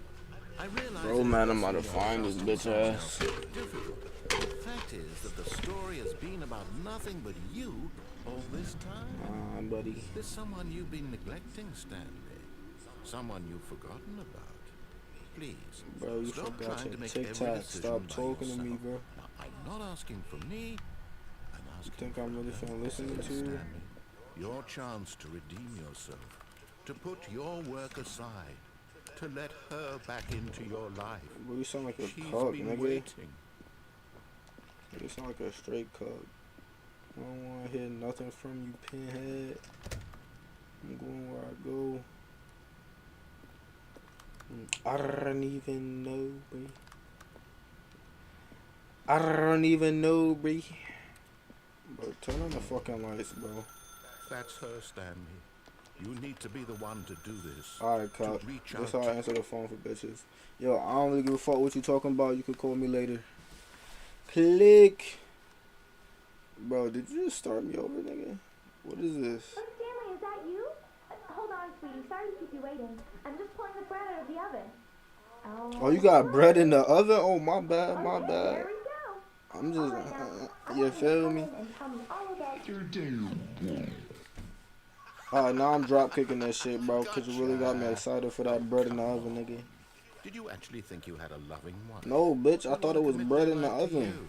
I'm trying to make a point here, Stanley. I'm trying to get you to see something. Come inside. Let me show you what's really going on. You wanted me to see a bald bitch with motherfucking A cups, bro. I don't give a fuck, bro. It's not even my type, man. This is a very sad story about the death of a man named Stanley. Bro, this is a sad story about Stanley this is bald quite a bitch, boring nigga. fellow. He has a job that demands nothing of him, and every button that he pushes is A a sad reminder story of the that they got a inconsequential fucking nature of sofa his couch. existence. Part of a sofa couch in front of a doorway, nigga. They're lazy as fuck. Look at him there, pushing buttons, doing exactly what he's told to do. Now he's pushing a button. Now he's eating lunch. Now he's going home. Now he's coming back to work. One might even feel sorry for him, except that he's chosen this life. I need to put a button on this nigga voice, bro. But in his mind, in his mind he can go on fantastic adventures. From behind his desk, Stanley dreamed of wild expeditions into the unknown. Fantastic discoveries of new land. Yo, this nigga is a dickhead, bro. He sound like the nigga from History Channel or Animal Planet. How do you feel like that you narrate? How do you feel because you narrate goddamn History Planet and Animal Planet? One day while at work, he stepped up. You going wild adventures in your mind, nigga. All of his co-workers, his boss, everyone in the building had suddenly vanished off the face of the earth. The Well, I do not care. excited him terribly. Press any button to spend time with the boys. So he went further. He imagined that he came to 2 open doors and that he could go through either. At last, choice. It Bro barely really even trying his mattered what hardest to lay behind brainwash the me to go door. through them doors. Neil thought that his decisions would Look at all mean this shit something that you was set up. almost too wonderful to behold. As he wandered through this fantasy world, he began Bro, to that's fill it not a with many den, that's a possible bunch of paths and file cabinets. destinations. Down one path lay an enormous round room. I'm still mad about the bread that was supposed to be in the oven, nigga. And down another was a yellow line that weaved in many directions. And down another was a game with a baby. And he called it the Stanley Parable. Bro, where's my bread, bro? The bread that's supposed to be in the oven. That's the only thing I care about. It's the only thing, and you took that away. You a hating bitch. You don't want me to get no bread, bruh. It was such a wonderful Fucking fantasy, movie. and so in his head, he relived it again, and then again, and again, over and over, wishing beyond hope that it would never Man, end. want me to make no that bread he might 'cause you a always gooner. feel this free. I say you got this Surely mannequin there's in an here. answer down some new path, mustn't there be? Perhaps if he played just one more time. As you start playing with bored ass mannequins, you want to be a gooner. But there is no answer. How could there possibly be? In Bro, reality, he started my all whole he did was game push the over same because I didn't buttons he listen to his always bitch has. ass. Nothing has changed. The longer he spends here, the more invested he gets. The more he forgets which life is the real one. Bro, I ain't gonna lie. And I'm trying to tell him this. That in this I world, knew this he nigga can was never be capping. anything but an observer. I That as did long not as he give a remains here, fuck. he's slowly killing himself. But he won't listen to me. He won't stop. Here, watch this. Why would I Stand. listen to a The next gooner? time the screen asks you to push a button, do not do it. You see? Can he just not hear me? How can I tell him in a way that he'll understand that every second he remains here, he's electing to kill himself? How can I get him to see what I see? How can I make him look at himself?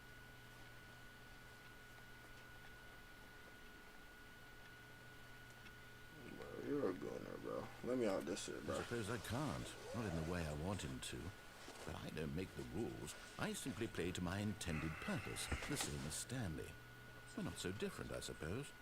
I'll try once more to convey all this Bro, to trying to him. put me to suck it I'm on me, compelled bro. to. I must. Get me out of this shit, Well, bro. I maybe don't this time care, we'll nigga. see. Maybe this time. And I tried again, and Stanley pushed a button. And I tried again, and Stanley pushed a button. Fuck you, bro. And I tried.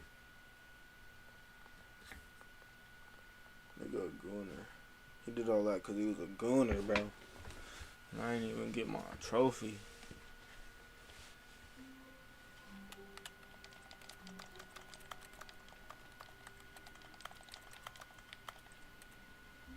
Wow. All of his co-workers were gone. What could it mean? Stanley decided to go to the meeting room. Perhaps he had simply missed a memo. I'm not going to the meeting room, bro. You a gooner. Oh, wait. How did I do that? Oh, shit. I unlocked some shit and I didn't even realize. I got this shit. Damn. I got this shit to be like, please input.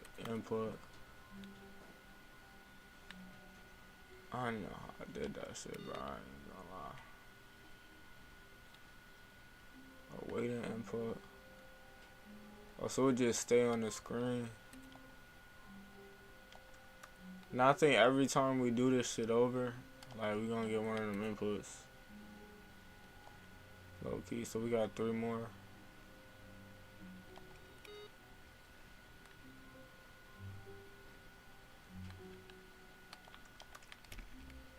I don't know what the narrator name is, but they did a good job on this game.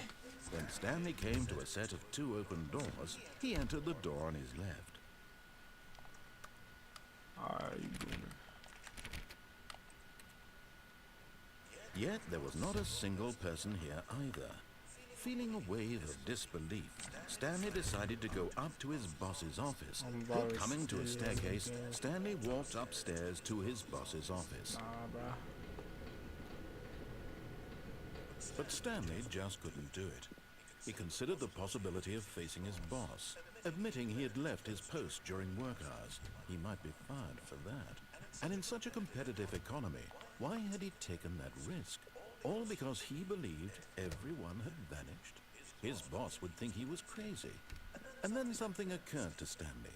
Maybe, he thought to himself, maybe I am crazy. All of my co-workers blinking mysteriously out of existence in a single moment for no reason at all. None of it made any logical sense.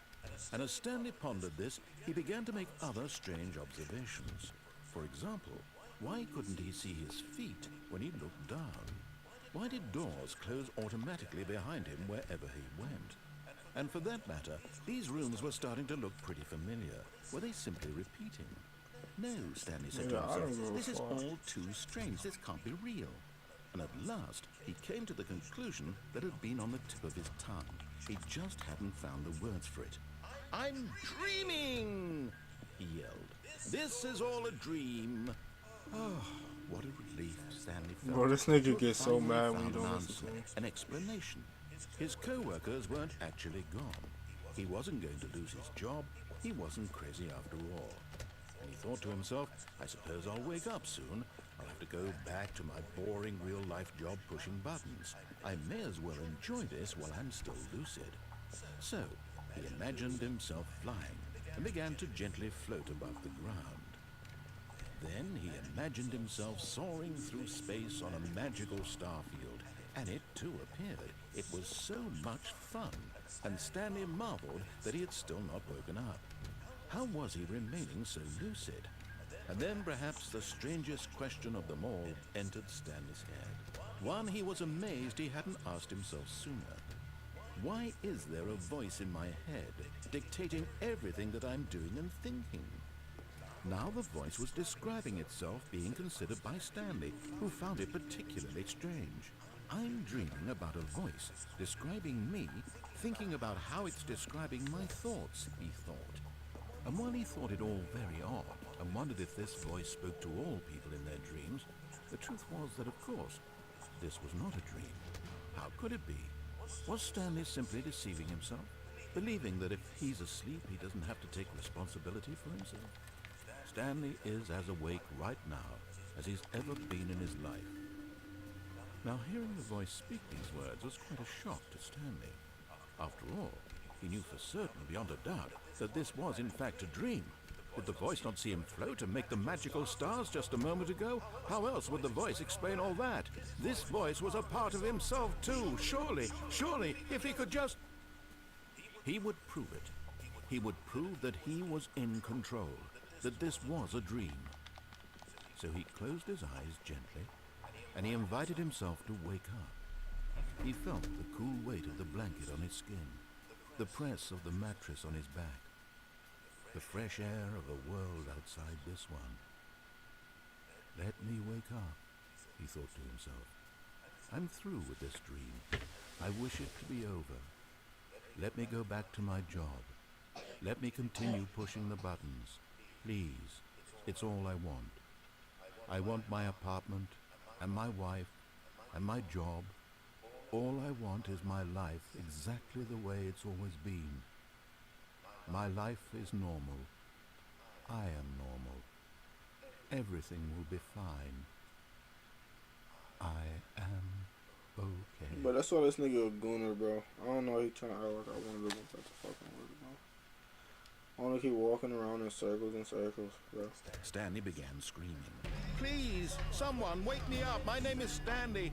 I have a boss. I have an office. I am real. No, Please, just someone tell me I'm real. I must be real. I must be. Can anyone hear my voice? Who am I? Who am I? Bro, And everything went black. Jesus Christ, relax, dog.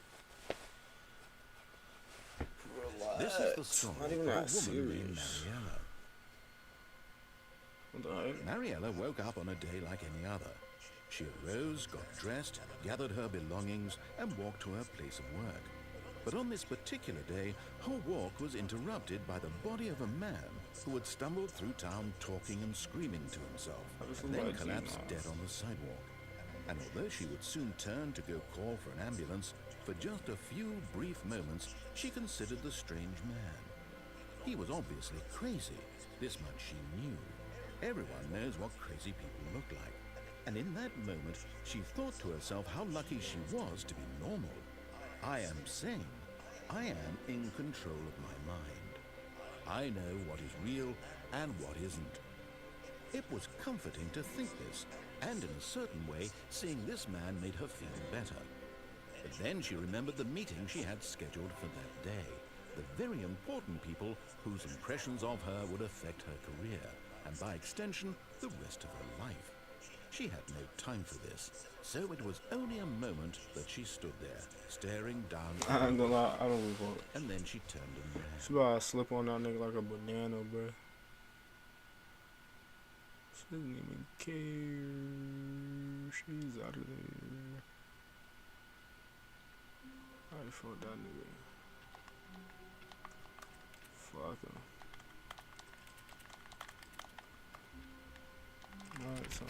All of his co-workers were gone. What could it mean? Stanley decided to go to the meeting room. Perhaps he had simply missed a memo. No matter how hard Stanley looked, he couldn't find a trace of his co-workers.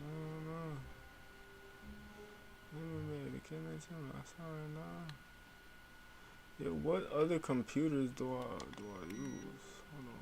I gotta turn some of this shit off.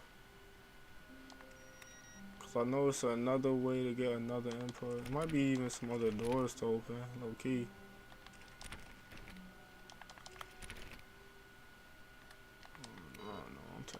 Stanley went around touching every little thing in the office, but it didn't make a single difference, nor did it advance the story in any way. There's a badge for playing this shit for 10 years, bro. That gotta be straight cap, bro. Gotta be the way to get that. Oh shit, I think it's like you change the time on your PlayStation or something. When Stanley came to a set of 2 open doors, he entered the door on his left. Let me actually test that. What happened if I change the time to years ahead? This nigga thought he was smart, bro. This nigga thought he could trick me and shit.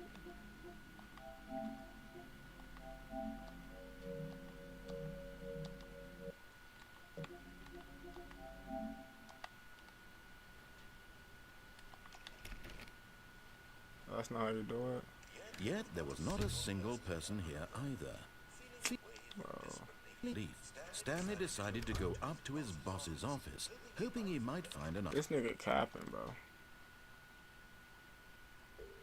That's gotta be how you do it. Or I did it wrong. Oh, it do say 10 years. That's technically not 10 years yet.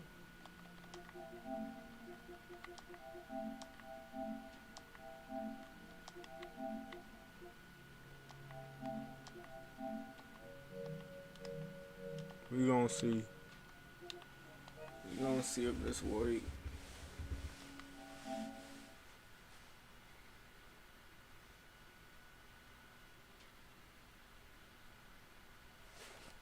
No, I don't even know, dog. Hopefully this works.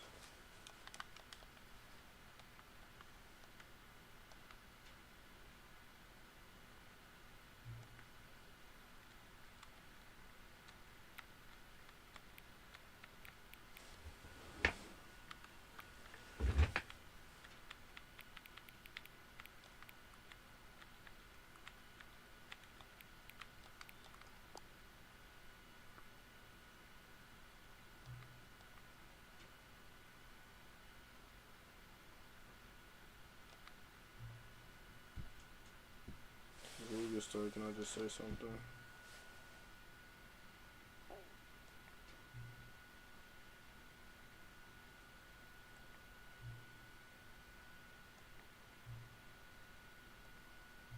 So I don't even have any way of knowing if the time just turned out correct. Since you must have worked next time you do it again and see the screen, just set the clock to your favorite time.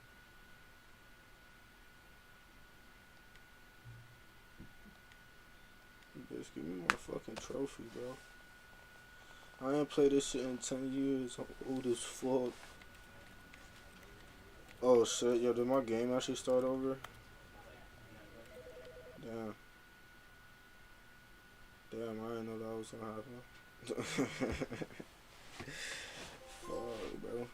This oh, I is the got story it. of a man named Stanley. Oh wait, no, I didn't get it. Oh yeah, I did get it. Stanley worked for a company in a big building. You skipping that? I got both of the trophies I've been trying to get. We almost got all the trophies.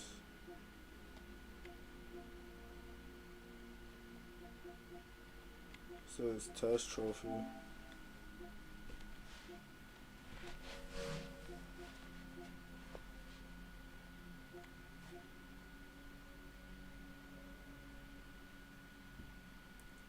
stand put for the top duration of a Tuesday. Bro, did that trophy just get there, nigga?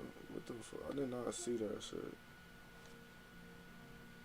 So set all the sliders in the menu. Complete standing per under 4 minutes and 22 seconds. Not including notes. I could do speed run. That's actually easy. Just do everything the niggas say.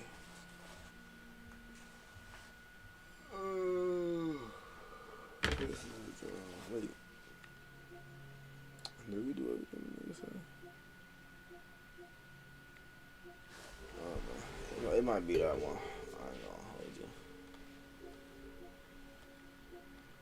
The one on the Tuesday one and the test trophy ones. That look like the hardest one. I ain't gonna hold you. Cause what I mean, play the whole shit for a Tuesday.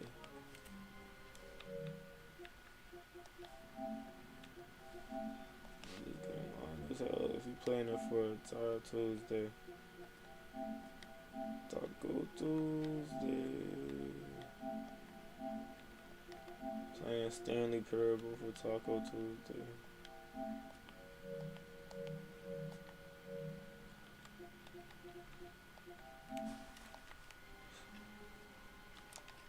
All of his co-workers were gone. What could it mean? Stanley decided to go to the meeting room. Perhaps he had simply missed a memo. No matter how hard Stanley looked, he couldn't find a trace of his co-workers. I think I had one of the trophies down now.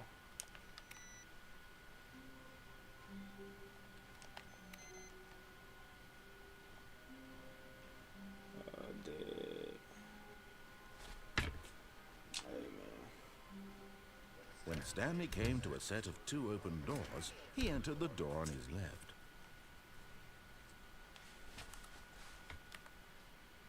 Yet there was not a single person here either. Feeling a wave of disbelief, Stanley decided to go up to his boss's office. Coming to a staircase, Stanley walked upstairs to his boss's office.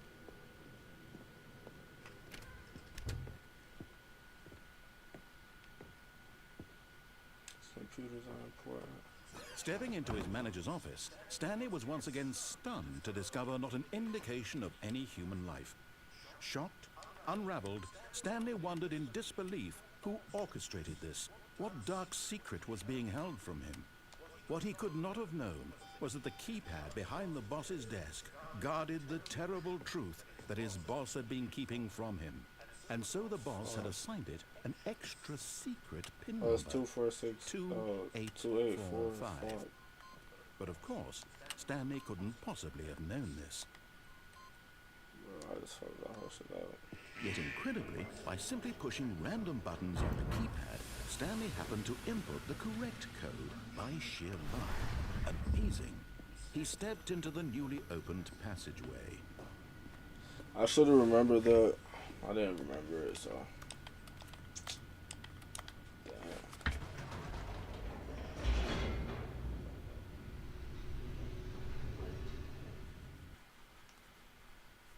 Pay attention, guys.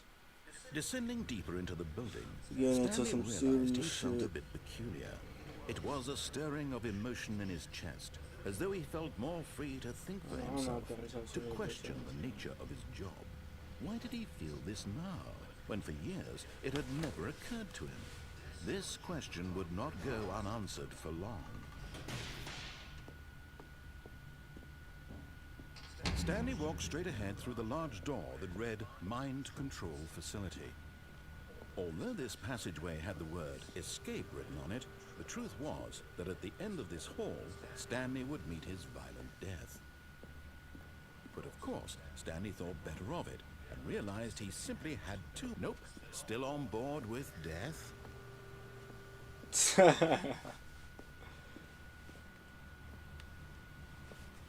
the fuck ever. We fucked up anyway. We're supposed to remember the code. It's 2845. If I see the same broom again. The door behind him was not shut. Stanley still had every opportunity to turn around and get back on track. At this point, Stanley was making a conscious, concerted effort to walk forward and willingly confront his death.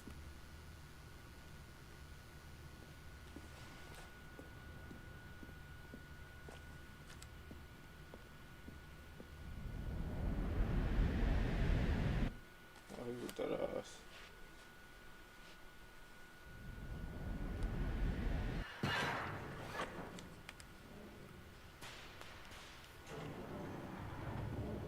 As the machine whirred into motion and Stanley was inched closer and closer to his demise, he reflected that his life had been of no consequence whatsoever.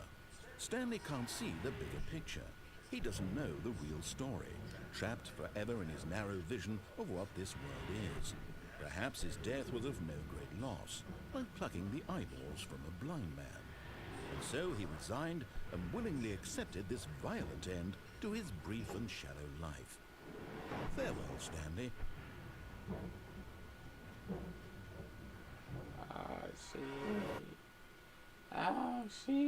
Farewell, Stanley, cried the narrator, as Stanley was led helplessly into the enormous metal jaws. In a single visceral instant, Stanley was obliterated as the machine crushed every bone in his body, killing him instantly.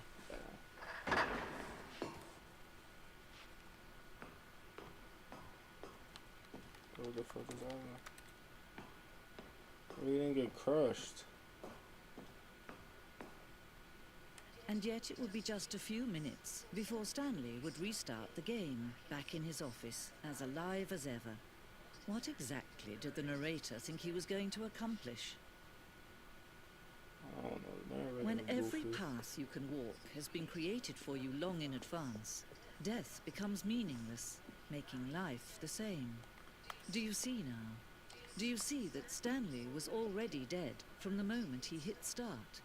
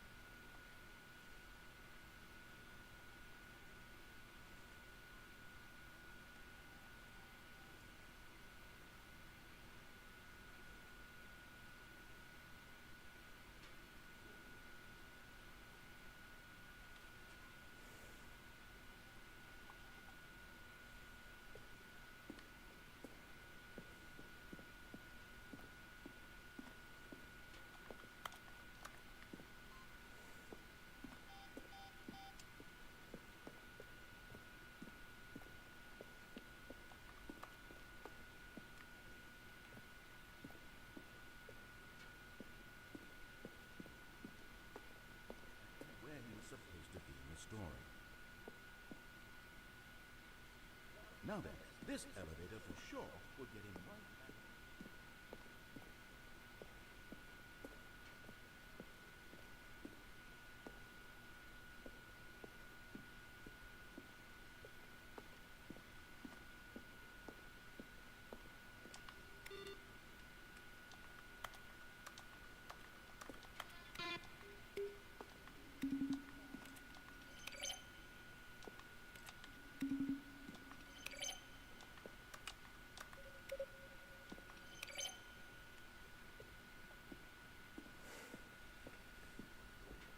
Trying to figure this all out.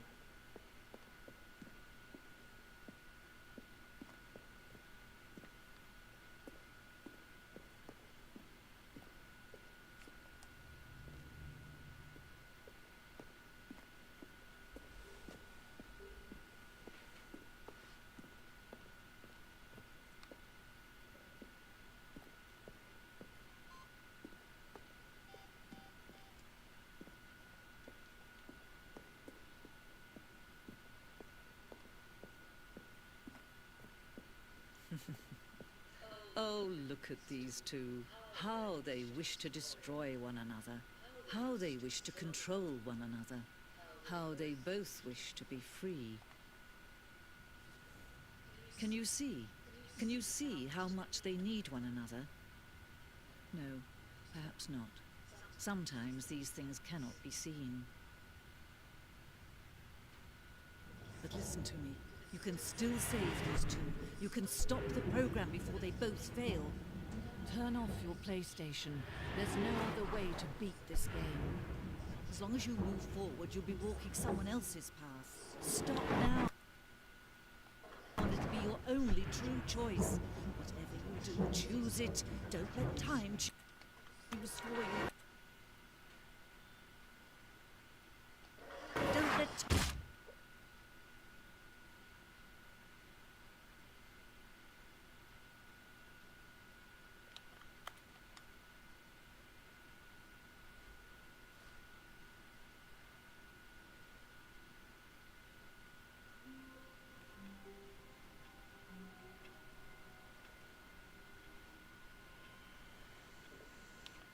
Right. Oh.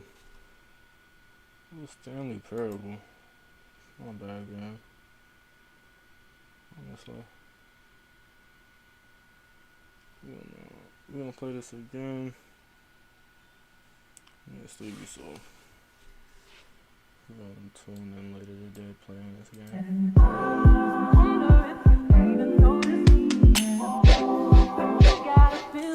VIP.